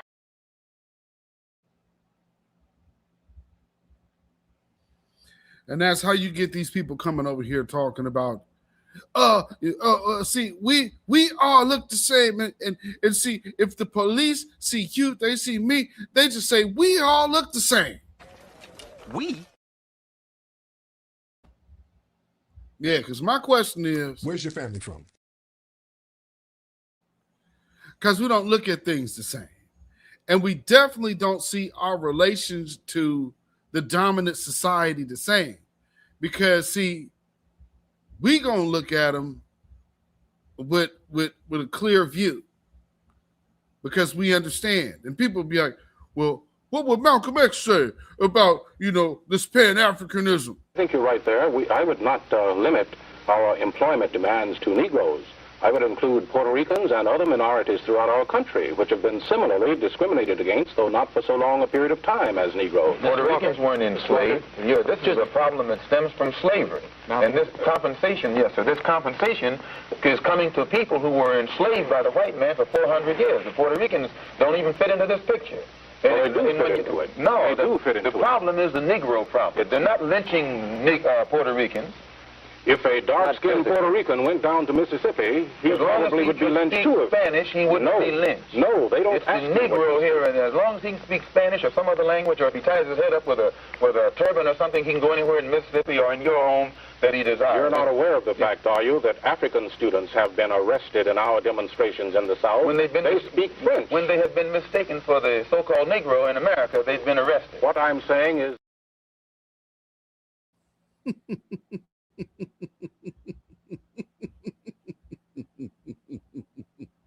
This thing has been going on for a long time. These people have tried to interject their issues and insert themselves in our situation. Black Spider, professional infiltrators. Damn, that is absolutely accurate. And then we get people elected. Here's the other thing they have to now deal with. You can't just get elected and be like, well, I'm here now. I can just say whatever I want to. Because remember, Mom Donnie got up there and started shouting out immigrants as if they built this country. And FBA has something to say about it. Sometimes we hear people say this is a city built by immigrants, but how do we also include enslaved people and indigenous people who have built the foundation of America and New York City as well? So I have to admit, I've been guilty of this myself. I didn't want to say it's true. I did say that myself. A city built by immigrants. And I think the first thing is, if we're being honest, then we have to tell the full story, right? And when we tell a sweeping generalization like that, we lose sight of the fact that Black New Yorkers helped to build New York City. I felt some type of way. Understandable. Understandable. That's why I'm here to apologize, because you learn from it. And I think that as much as we want to, and we should support immigrant New Yorkers and their incredible place in the city, doing so doesn't necessitate that we overlook the contributions of Black New Yorkers. We can tell that full story.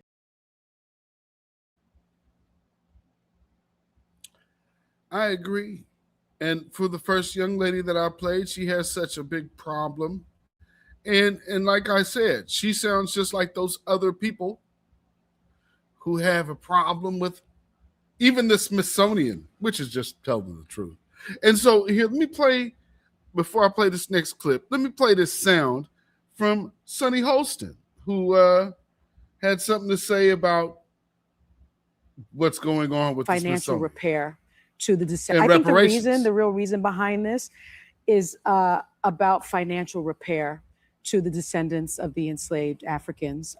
Say what you mean, so you can say, so people understand. Yes. Reparations. Yes. I think this reflects a really broad effort by the Trump administration to reshape the way the nation's history is told, so that this country does not have to pay Black people for the forced labor and the unpaid labor that built this country. I really think that's what this is about. If you look at Project 2025, that's what it's about. Follow the money. Because for 250 years, there is so much repair that needs to be done when it comes to aggrieved groups in this country, but especially African Americans. Let's face it, when you have truth and reconciliation commissions, and you've had them when it comes to Japanese, you've had the Holocaust, had them when you've come to Native Americans. It has not happened. Truth and reconciliation commissions when it comes to slavery, and that is because they're trying to bury the truth part. You cannot have true reconciliation, and then you cannot have true financial repair unless you have the truth, and they're trying to erase that truth. So it's actually very important, because I want to mention that in March of 2020, March 25th, 2026, just this year, the UN General Assembly adopted a resolution officially declaring that the transatlantic trafficking and racialized chattel enslavement of Africans is the gravest crime against humanity in history, in the world. And when the United States voted against it, the United States said the following: it does not recognize a legal right to reparations for historical wrongs that were not illegal under international law at the time they occurred. And so what this is about is money, Joy. Yeah. This is not about anything else. It's about this country trying to avoid paying African Americans our due. And that's a fact. That's a fact. And so now you even have, I don't know how she got to saying our due, because you're not a foundational Black American, Sonny, but we understand what you meant, barring that faux pas of what you said about ours. Because there is no our there, because Sonny, where's your family from? And meantime, we have the good old boy Garb saying this. And listen to the ideology that's presented. And they talk about how bad this country is. And they continually talk about, slavery and the things that happened, in the past, instead of talking about the greatness of this country and where we can go. This campaign is going to be about bringing people together. That's what Charlie Kirk was so good at, No, he wasn't. He was so good at bringing people together. Them folks had him taken out. You out of your mind.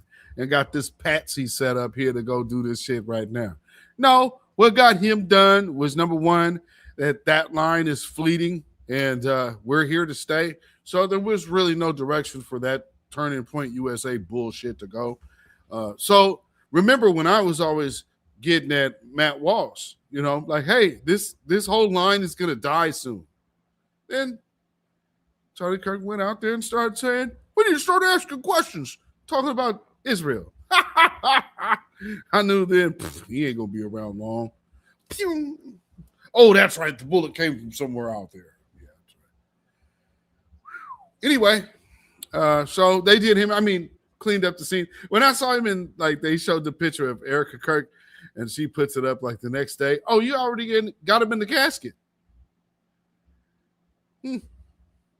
Boy, this isn't a cover-up. They cleaned up the scene, lickety split. Yep, let's get out of here. Pack it up, folks. That's a whole scene. And it's a crime scene. And it was cleaned up in a matter of minutes, like somebody cleaning up after a kid's birthday party at Chuck E. Cheese. Yeah, okay. We're supposed to buy all of that, right? Right. Okay. All right. Sure. Whatever you say. But one thing we have noticed now is that the good old boy MAGA thing, it's kind of a imaginary place. Look at Chud the Builder. I never really got into the whole Chud the Builder thing, because when I first saw him, I was like, oh, that's a gay dude. Like, y'all really bothered by him? Oh, he got a whole issue going on with him. Chud the Builder? Are you kidding? He's uninspiring person who is dealing with his own inner demons and found a way to channel it by trying to get popular off of his insecurity. That's the only thing I saw in him. He's so stupid that even white folks said, yeah, I think we'll just keep you in here.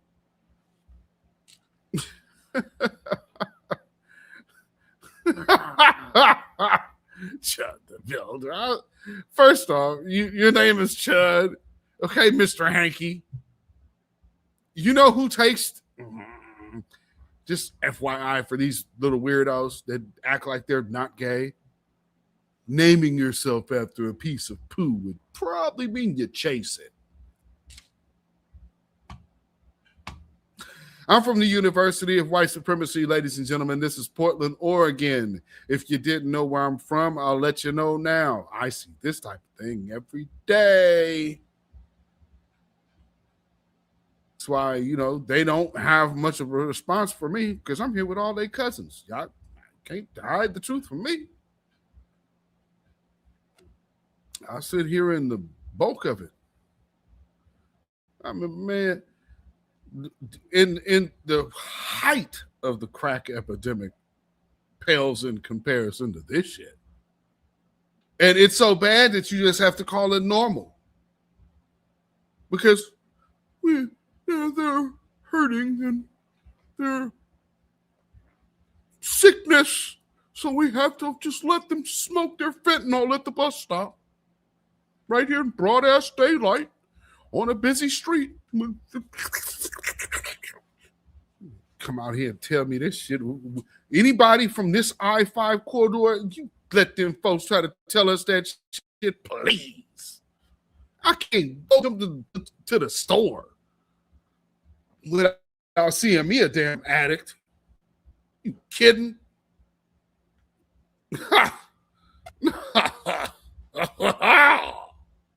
Shit. Yeah, Eric Nixon, Seattle. Yeah. You from Portland or Seattle? Yeah, you come holler. Okay, you from Seattle. It's still daytime out here. Can I drive and just go get me a burger right now at Dick's? Can I go get me some burger, a shake and fries right now without seeing some drug addicts? Can I just roll over there on Broadway and give me a burger and see no drug addicts?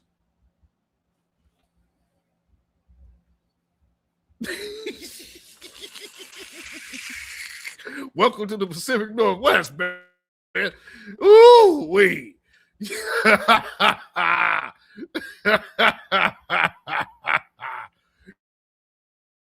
Our crack epidemic pales in comparison to what this shit is. You tell me nothing. Wait, you used to have to go to a neighbor to go see a bunch of dope addicts on the street. Here, you going to Starbucks. Am I lying? Black Spider, Eric Nixon, am I lying? Just go into the store.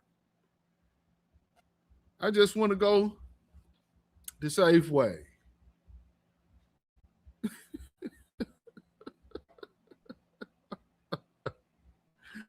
And back in the day, we used to think like, man, East Hills is in the hood. Shit. It's hot as hell over there by East Hills now. Every day, all day. All. Emphasis on all day. Yeah, you from out here, you ain't gonna ever be able to tell us that you guys are so much more on the drugs than we ever could be. Shh.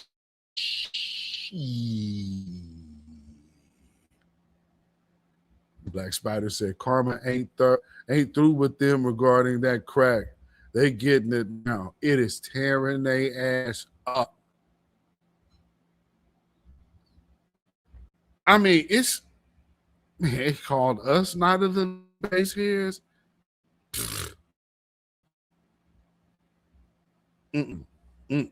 Nothing on this epidemic right here.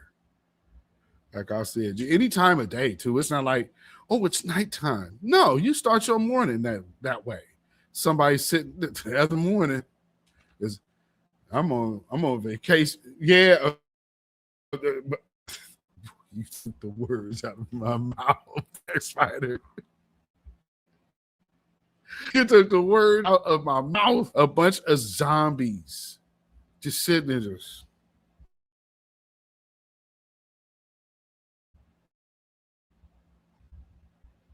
It's 8 in the morning. And you're sitting, like, I'm not near the homeless park. Why are you over here on the sidewalk? Just randomly in the back street, sitting on the.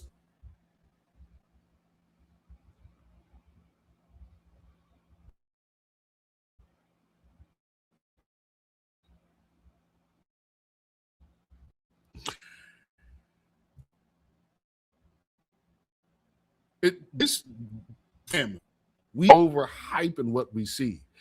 When we tell you out here, we see some. You ain't gonna be able to go to the store without seeing drug or users going hard. You dig? It was the same way in Fargo, North Dakota, Moorhead, Minnesota, a bunch of times. That's another place. Those other places where they don't like criminalize their own. You see them out there just. You can smell it like wild free smoking.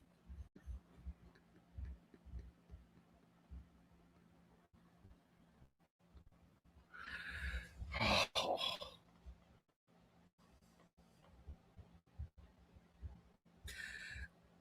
Yeah. And what makes it so bad is that we get used to it. You get so used to it. It doesn't faze you. And that's the bad part. Like, I mean, literally every day. If you have to go one certain way to work or whatever every day,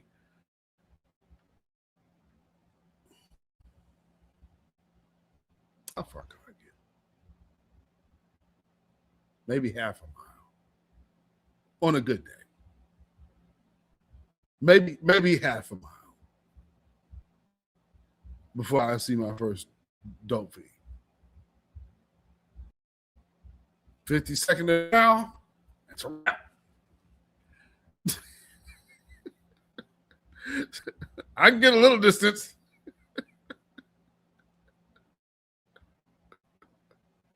But there's a certain get done. Yeah, that if you see how far you can make it.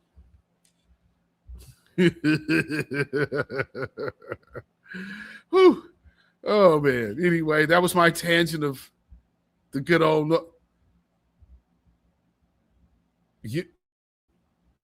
Like I'm saying, I say this because this happened to me this week. Earlier this week, I just happened to walk out. I wonder what they're smoking. Oh, fentanyl. Fenty. What they be calling it? Fenty? Some Fenty?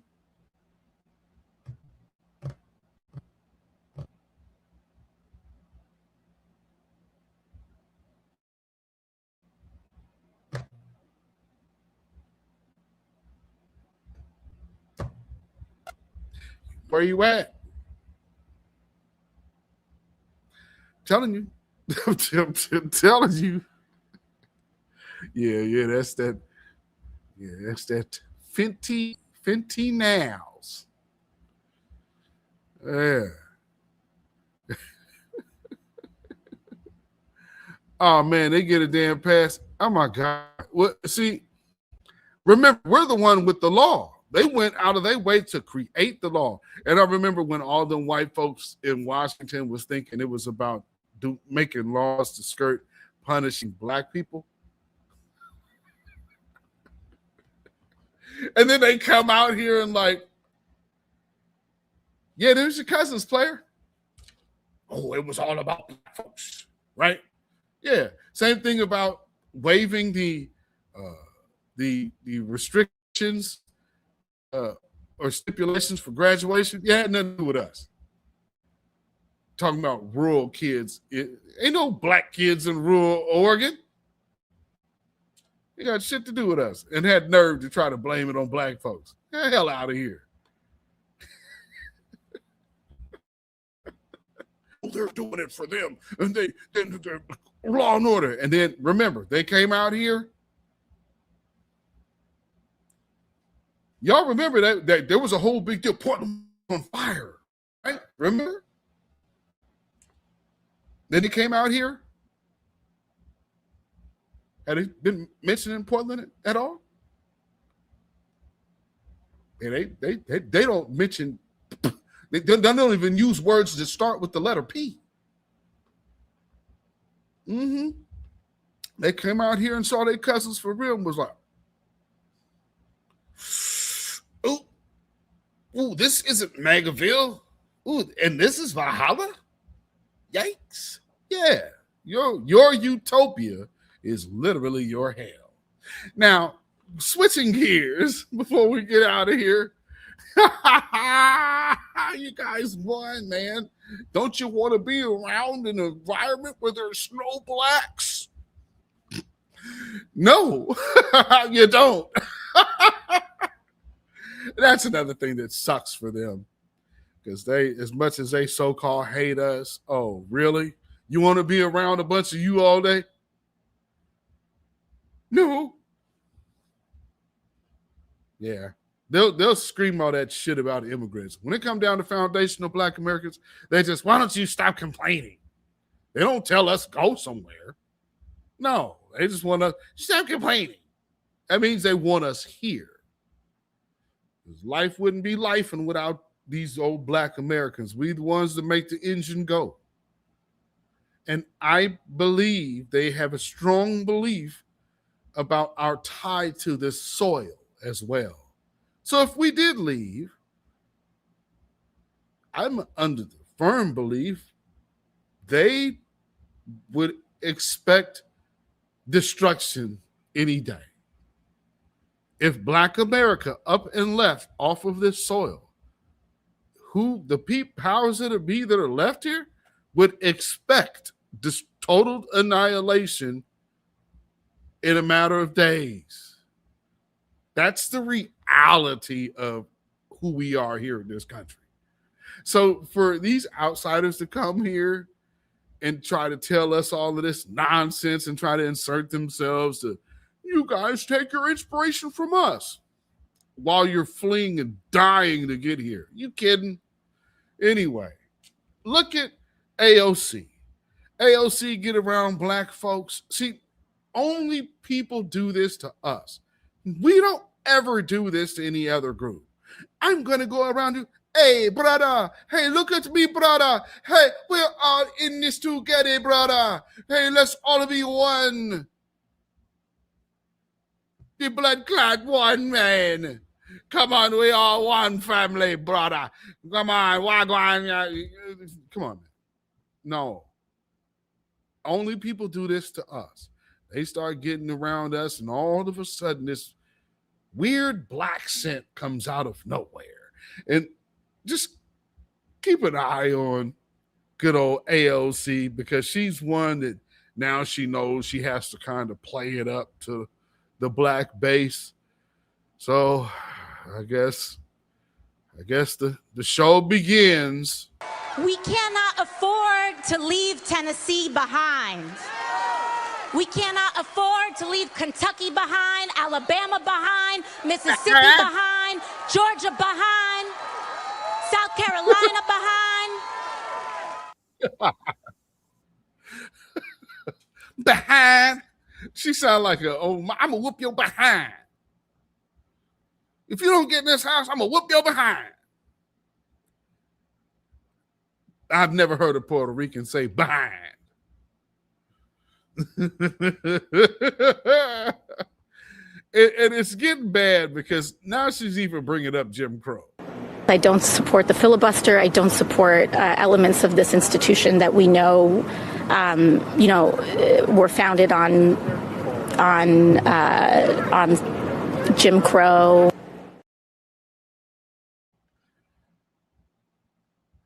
Really? Really, man. it was. I don't believe it. It was founded on Jim Crow. Well, then how the hell did you fool with that filibuster's understudy, Joe Biden? Y'all co-signed the hell out of Joe Biden, even when his wife told you she thought he was having a stroke. And then I can't help but remember when, at the point where Jill Biden thought Joe Biden was having a stroke, there were actively black shills talking crazy to us, telling us how stupid we were. Well, I guess that wasn't quite the case, was it? Now, going back to this other piece, because there's one video I'm going to end on that I found to be quite wild. But this being, somebody actually took the clip and posted this on TikTok. And I've mentioned this before.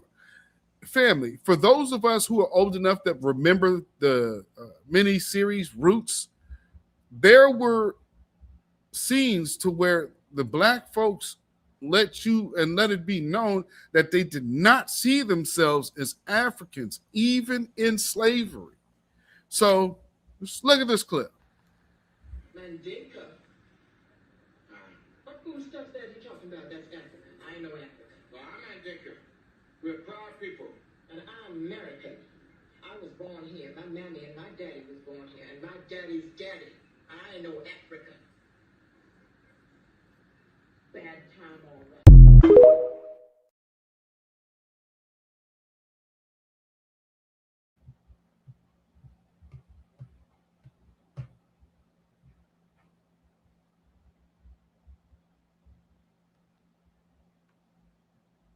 Basically, what she told him, God bless America and no place else.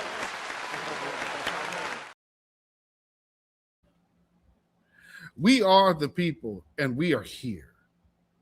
So whatever you want to label us, we are here and we are here together, and we have acknowledged that we are one family. So I don't know how much, see, y'all can't even do that in the land that you're in or from. But you come over here and act like we should be like you, but you can't be like us. We are the ones that are together. This is, you know how you identify our unity? Because you could say FBA.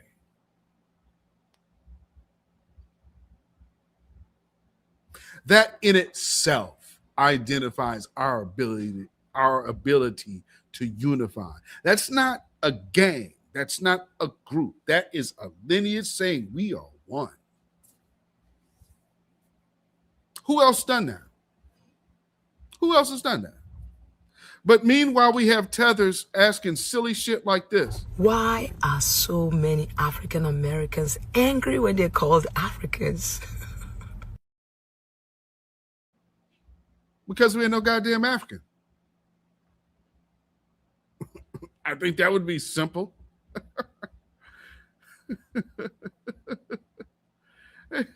Oh my goodness. They just asked these questions like, oh, yeah, these Black Americans are so stupid. We are not beneath you. That's where y'all messed up. Y'all messed up with that notion. We are beneath you. We are not. And quite frankly, you're going to have to deal with the new reality of having access to Black people in our real true element. Because let's be fair to these people. For the longest, they've been fed us through a filter. Now, they're having a hard time digesting and accepting our true actual positions, because now they have to deal with it coming from us. It's not being delivered by a Joy Reid or a Roland Martin or an Al Sharpton. They literally got to get their information straight from the source, and we are not those coons. So let's play this last little part that people need to, need to hear. Do you support reparations, and would you legislate for an anti-black crime bill? Thank you.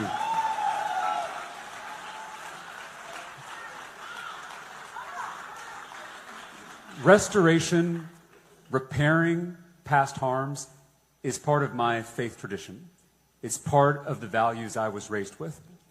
And it's exactly why we need a lot of the policies we've been talking about here to invest in black communities, to invest in black Texans, whether it's tuition relief, whether it's home ownership grants, whether it is baby bonds to ensure that we are helping to build that generational wealth. We have to correct the injustices of our past. I talked about Sam Branch, Texas. I don't think I mentioned that Sam Branch is a freedman community.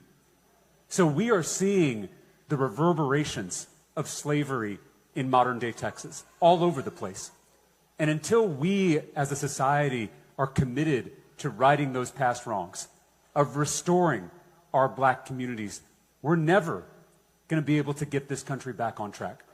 And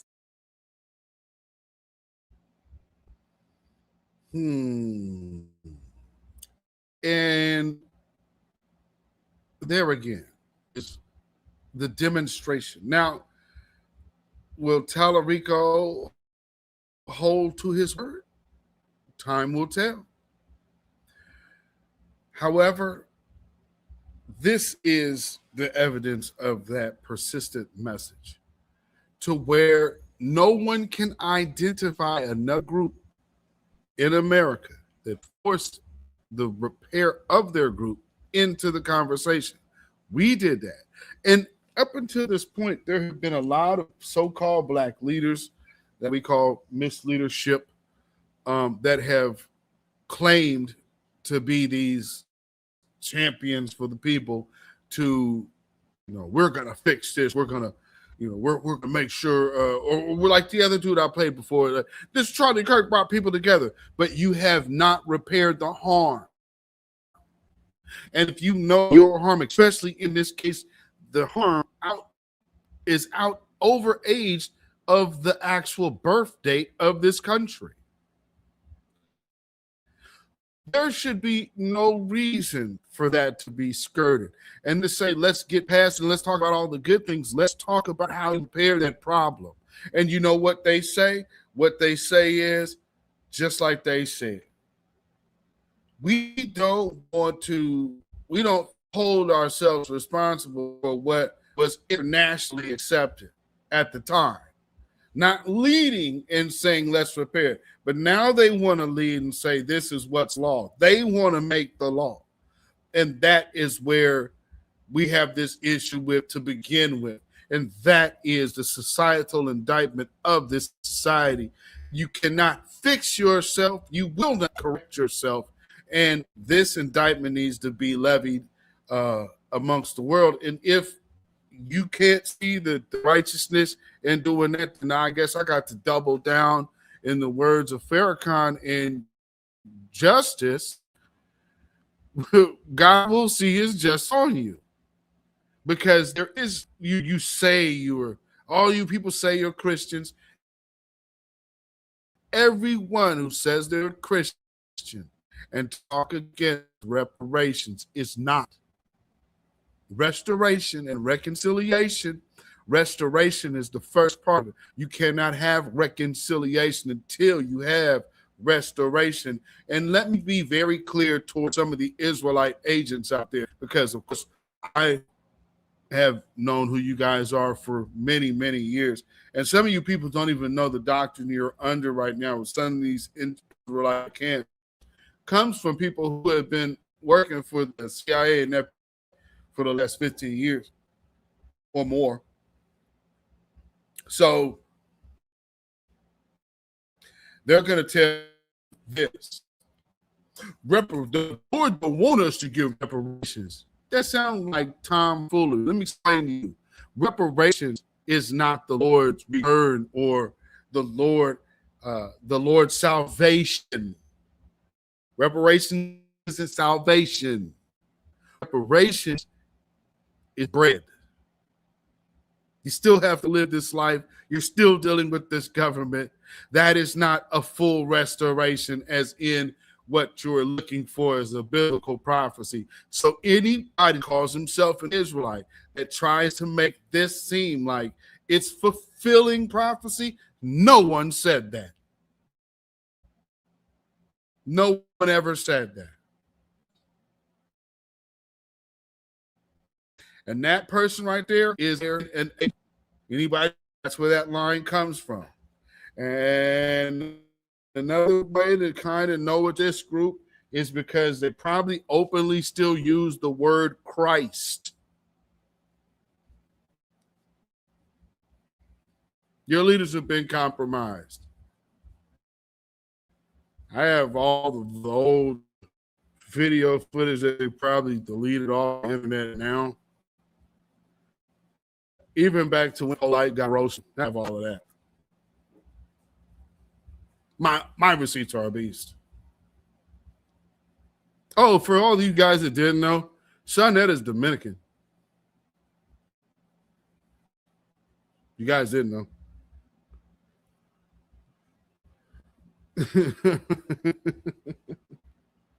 He might have some foundational Black America, but yeah, for the most part, his line is Dominican. Yeah. Told y'all around this thing for a minute. I said light. So, man, this, that, and that. You should tell that to someone else, not me. Don't tell me who I follow. Shout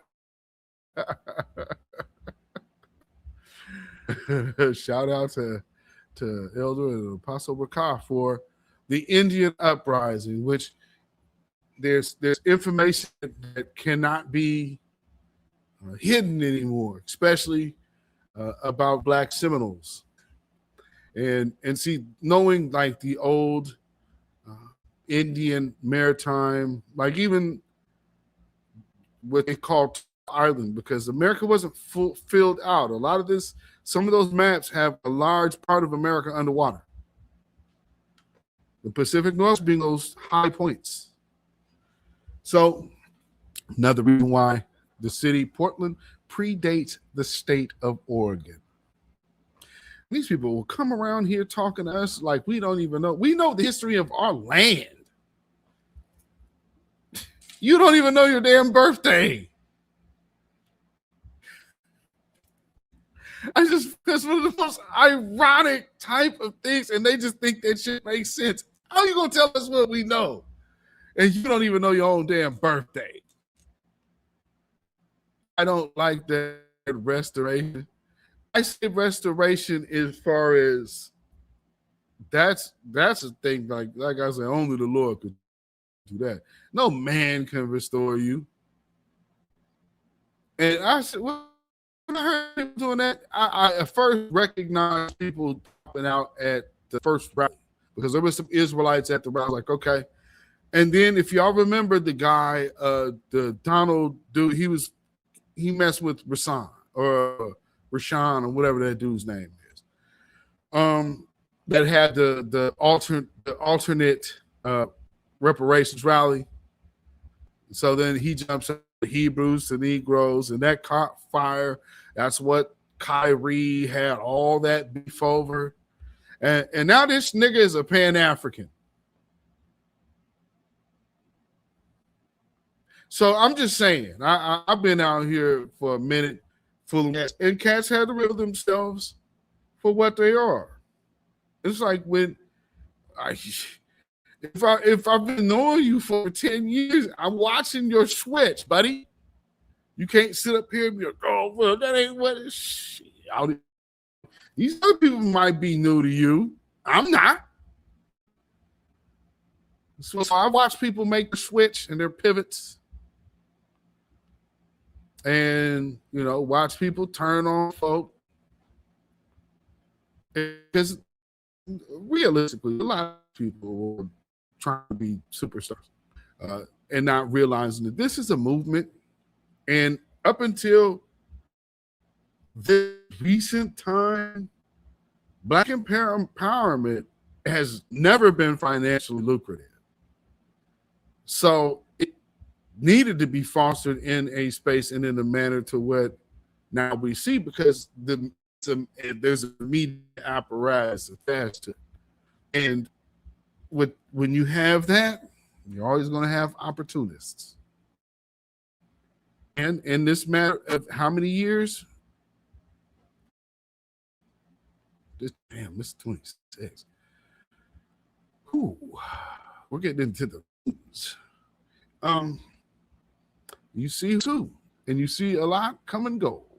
And so, but you see a lot that has been able to hang around and kind of be ingrained so they could kind of wait time out. Just like a lot of people that you've probably seen on your pages who have been in this mix for a very long time, but in 2026 started talking crazy and talking completely opposite out of what have you have seen them do in the past few years. There's been all kind of agents around this month. All kind of agents around this piece. There's been agents around me. You just pay attention to who falls off and what they end up doing.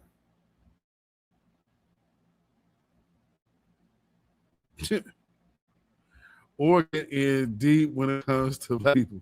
Amazing Black history. Absolutely. When am I coming back to Seattle? Hell, had my wife not had her situation, I probably would have been up there this week. But, you know, shoot. Who knows, man? I might take a road trip sooner. Just take a ride up there. I did take a last minute look at hotels up there. And this last minute in Seattle at the this week in July. Jesus Christ. I was looking at kid. They spend like $300 a night out in Renton. I'm like, yeah, we ain't gonna see y'all this summer. Maybe now, I don't know. We'll see. I'm still, it's because for me, I need to see how my wife feel being on the road. So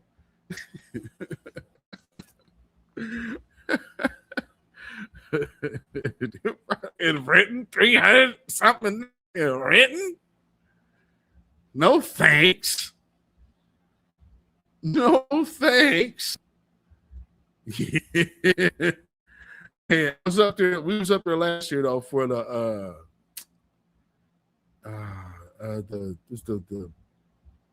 Africa Town event for the celebration for the pier. So they have Bilal playing. I was there for that. Yeah, I was there for that. That was cool. Oh man. The prices are up. If I'm gonna pay the Ritz Carlton prices, I want to be at the Ritz Carlton. You know, like just to be downtown Seattle, I'm paying that. Come on, bro. Like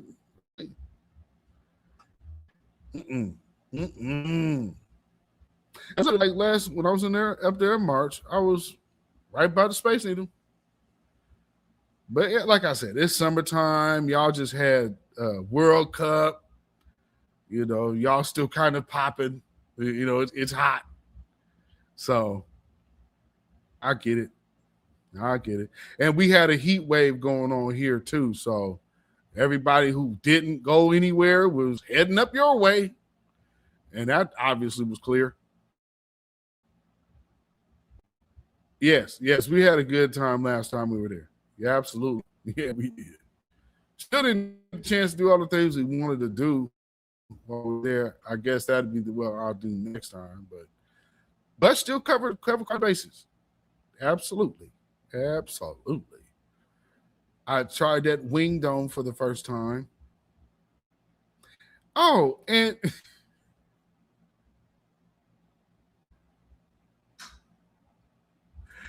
now I usually don't do this, but there's some cats selling CDs.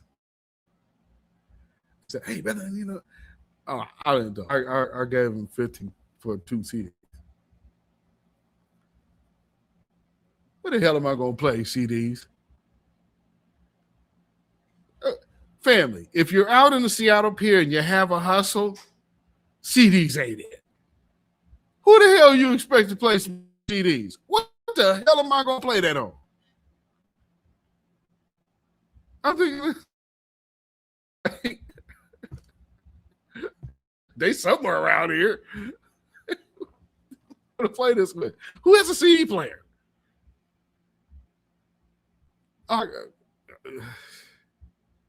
You got to have money. Yeah, like I said, we help the brothers out, and I'm gonna say normally I'm gonna be like, nah, I'm good, but I don't know if it was or what. Dude, why are you selling CDs? Like, when's the last time somebody literally walked up to you, like, I got this CD, bro? Where am I gonna play this? Where the hell am I going to play this?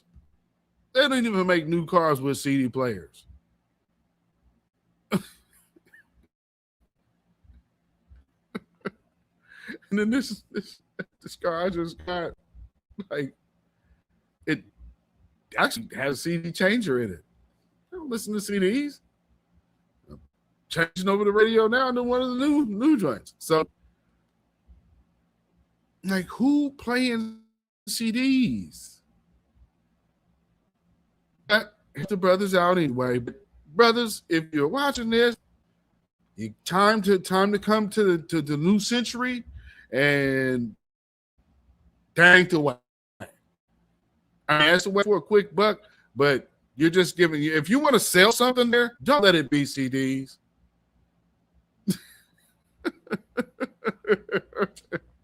Oh, and then they tried to work me like, oh, well, yeah, I'm taking $10 donations. Then he gave me, then the other dude comes behind him and was like, oh, yeah. I was like, y'all ain't together? Oh, no, we ain't together. Like, well, I'll give you $5. You want the other, you better work it out with your man over here. Because y'all thought y'all was working somebody. I'm just being cool. And just like, I'm just being cool. Unfortunately, hey guys, you kind of messed it up for everybody else. So, yeah. I still have an old school stereo set up. Really? Them visitors dropped a fortune in Seattle. Oh, I know they did. I know that. Seattle was in their pockets. Come and get it.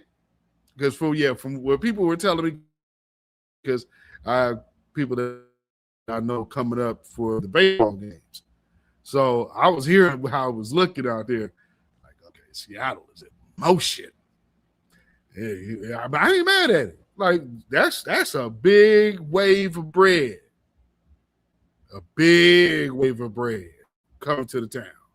And also have the America game, although they lost. But to have that, and you getting on the good old Americans, they was getting it all. Bet he sold. I bet you he did. Yeah. Anybody who was selling anything needed to be out there, outside, because they Seattle knows how to get your money. Like, you come on down here, you could park for a reasonable fee at an event. You go up to Seattle, they charging like they Chicago. Yeah. I mean, I'll never forget. We played this event years back where I met Doug Williams, first Super Bowl winning black quarterback, and we were doing an event with him and messed with the janky promoters. Didn't have my parking pass situation correct, so I'm over here looking for parking. Like, Nick, $250 at the day of the event. I'm looking around, like, I can't stand to. Sometimes our folks are the worst, man. This is an event, bro. You're hiring me for an event. All of these things need to be covered. And you didn't think that we would need parking for the artists around the venue. That's back with my younger days.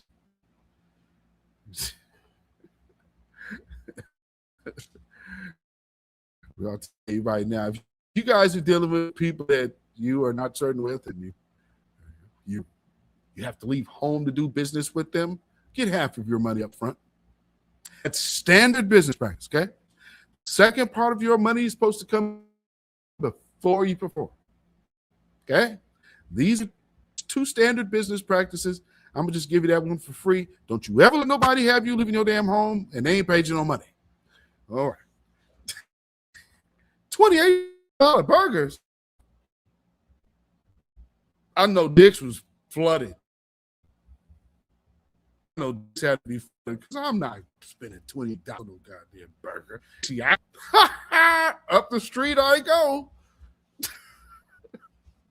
You know where you can find me. Oh, man.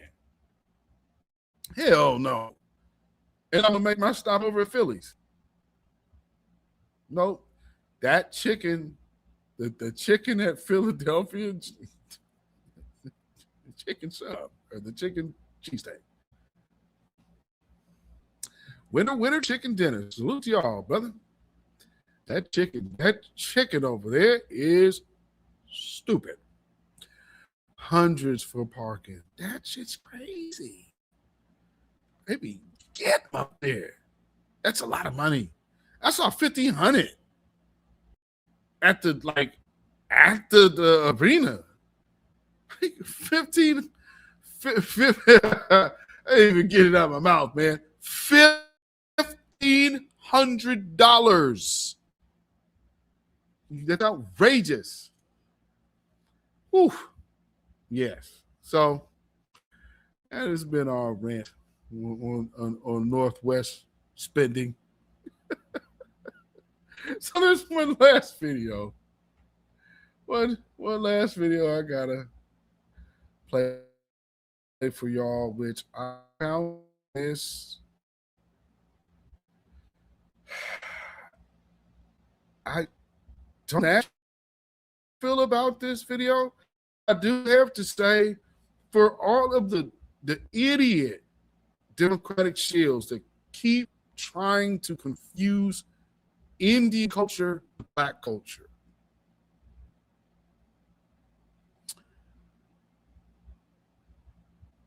you were grossly mistaken. I'm not sure if this video is AI. Having a sneaking suspicion it's not. I'm not even getting through this whole song. But I just need you to see how some people view Black America. Say the numbers backwards. 10, 9, 8, 7, 6, 5, 4, 3, 2, 1.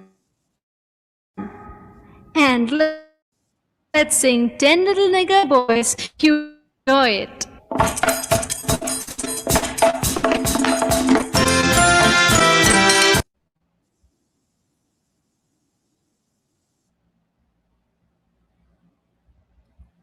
Hold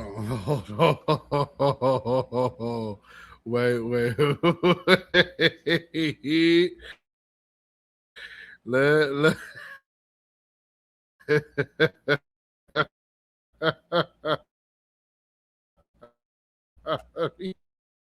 get that right.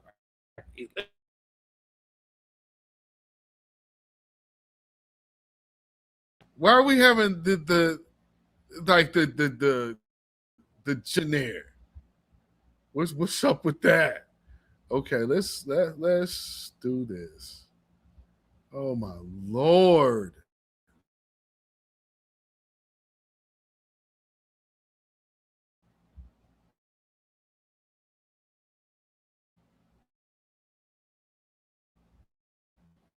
And we be talking about coalitions, man. It's like people and have people.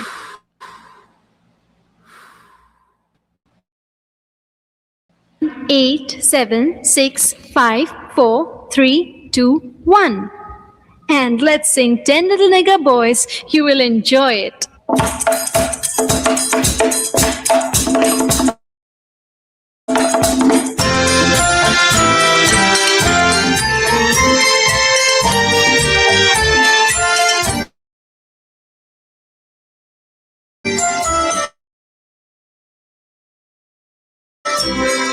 10 little nigger boys going out to dine.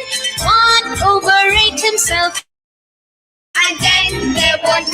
Then there were 8 boys traveling in Devon.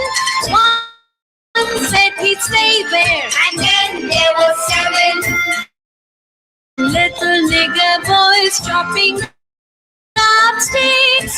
One chopped himself hard. And then there were 6.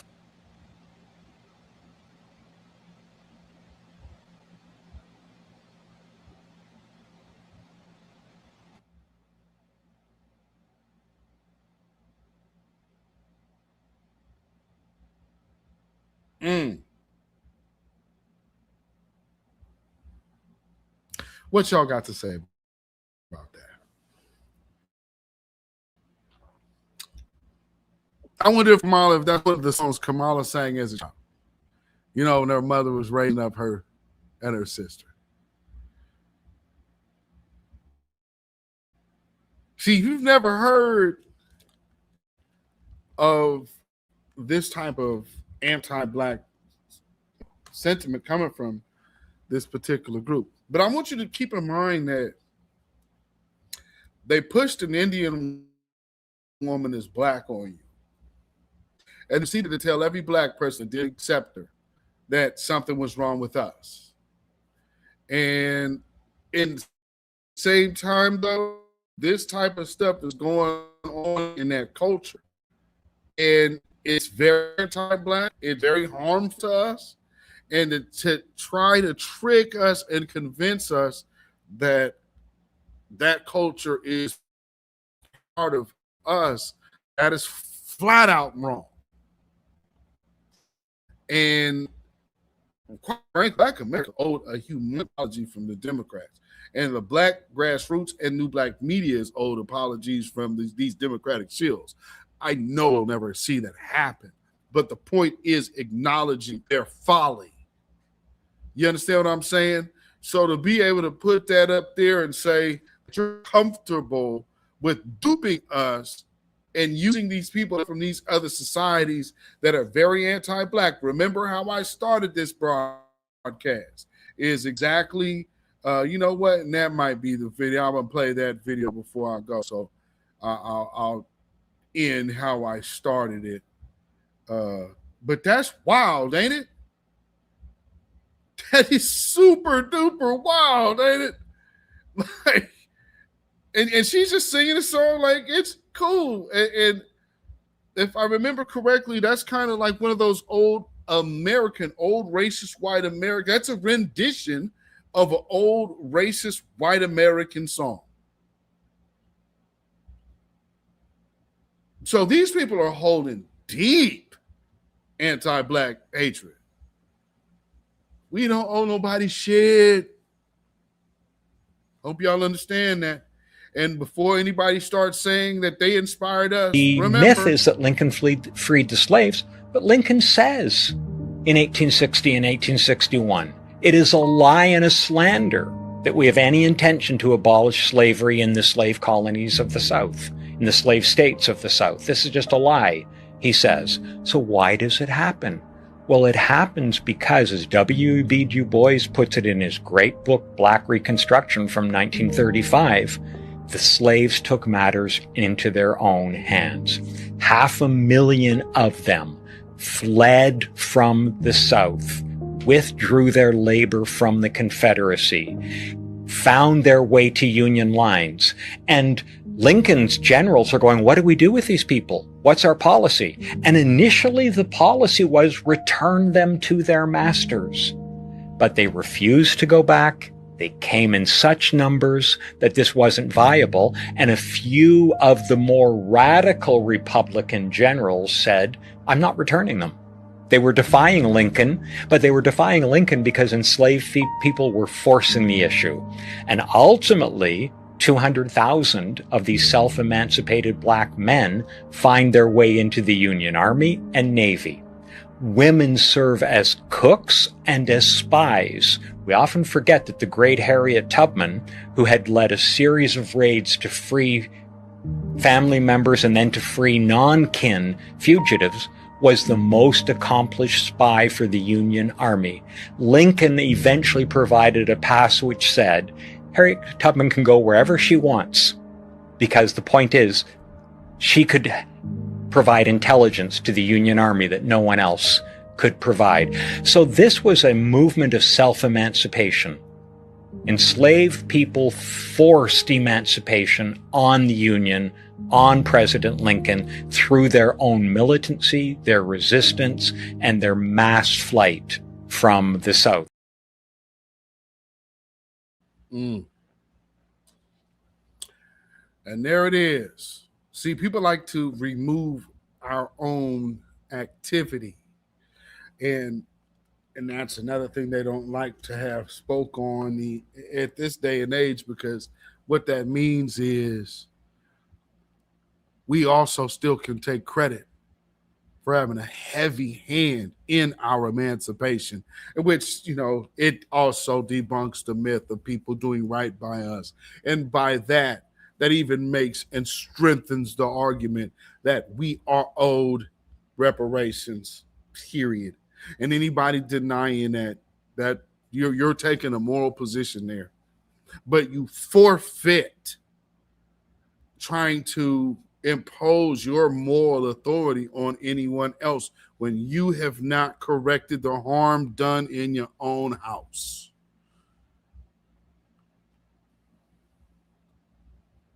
And with that being said, family, always let them know that Babylon is fallen. Babylon is fallen. Let it fall and let us rise. Can you dig it? Oh, yes, ladies and gentlemen, I know there is somebody mad right now saying, man, but they are African. And like my white paymaster said, we need to infiltrate this FBA group, because if I don't get these FBAs off of delineation, then I was going to be in trouble. And we all know what type of person you are. Toby be good nigga for massa. Good nigga.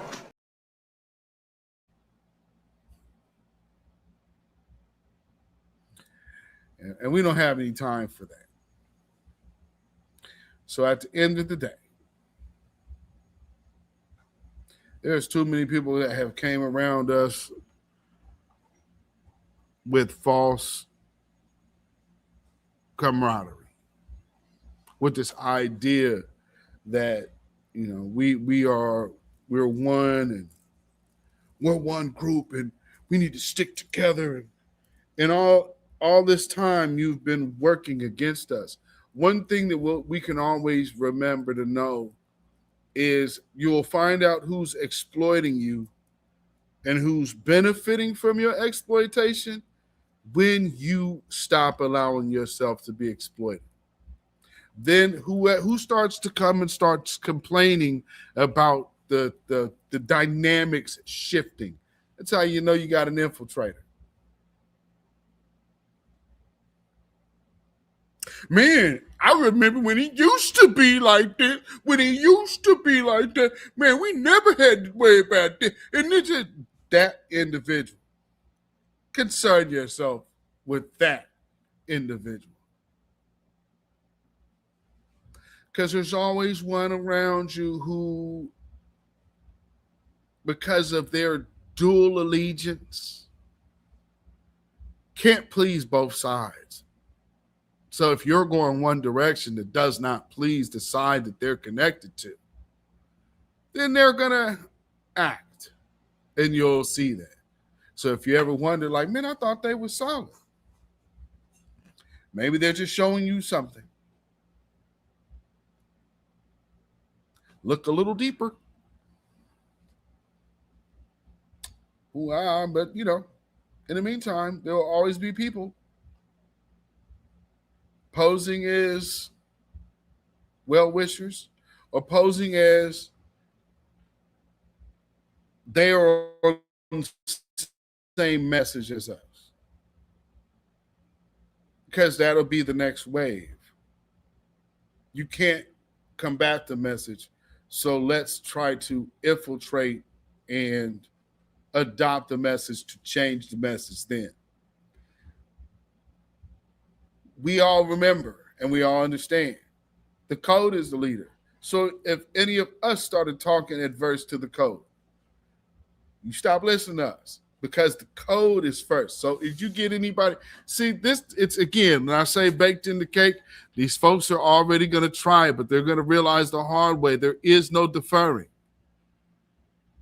And so there's a hard line over here, and that hard line is held by more than one, more than two, more than three. That's a heavy cord, and that ain't easily broken. So I'm sure there's some of you out there that especially hate watching this and saying, well, then how do we infiltrate it? If you think that this is something that can still be infiltrated, or you could somehow disrupt the order of the day, which is Black empowerment. Well, I speak for myself, beatzillapdx official, the independent Black voice. Those of you in the chat and the replay game, the Black Grassroots, and the voices of the new Black media. I'm sure I speak for all parties involved when we proudly dedicate this song to you. Get up off of that cocaine and get up off of that crack.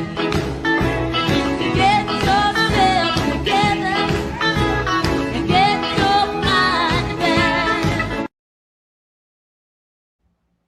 Yes, indeed. Family, you can follow me on Instagram, Facebook, and Twitter at beatzillapdx. You can email me at ourrealtruth@gmail.com. And if you feel so inclined to put some money in the bucket by way of donation, you can hit it at CashApp. That's $beatzillapdx. And we have PayPal, which is Zilla Muzak. That's ZILLAMUZAK at PayPal. And that being said, we are getting ready to get out of here. All right. And once again, like I said, you know, we are back. We are back. And I know somebody who's probably upset. What the fuck, y'all? God damn! God damn! God damn! What? Fuck!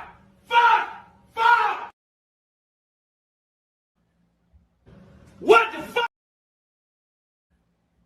But remember, this is too high of a mountain to climb, too rough of a terrain to easily topple. Teach your man how to squabble. Get that trigger next time, nigga.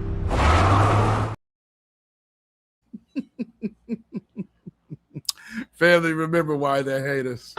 It's a cultural divide. I'm going to get it on the flow. You really got to do it. 40 acres in the mule. This is bigger than the music. Hashtag hands off our reparations. You have no rights here. We're not under the empire. Yes, indeed. Oh, family. Keep your 3 smooth stones at the ready and your slingshot nearby. I appreciate everybody for tuning in. Don't forget to like and share and subscribe to this channel if you have not done so already. And salute and shout out to all of my members. I appreciate each and every one of you. Blessings and protection be upon each and every one of you and yours. Thank y'all so much for y'all support. And remember, stay Black, stay vigilant, stay alive. Black first, Black first, Black first. Shalom, y'all. Have a blessed rest of the weekend and blessed when you know who Satan is, Yes, sir. you don't have to kill him. No. The stone of truth. See, that's what you throw. Right, right. Allah says, had we wished to take a pastime from before, surely we would have done it. Nay, we cast truth at falsehood till we knock out its brains. Every one of you that knows the truth, stand up and tell it from the mountaintop. Black people can't take it no more. So wherever you are on the job, in the factory, I don't care where you are. If you know the truth, stand up on the truth and tell Satan, who the hell are you to try and pick my friends? Farrakhan is God's man, and you are from the enemy of God. So to hell with you. Stand up on it like a man.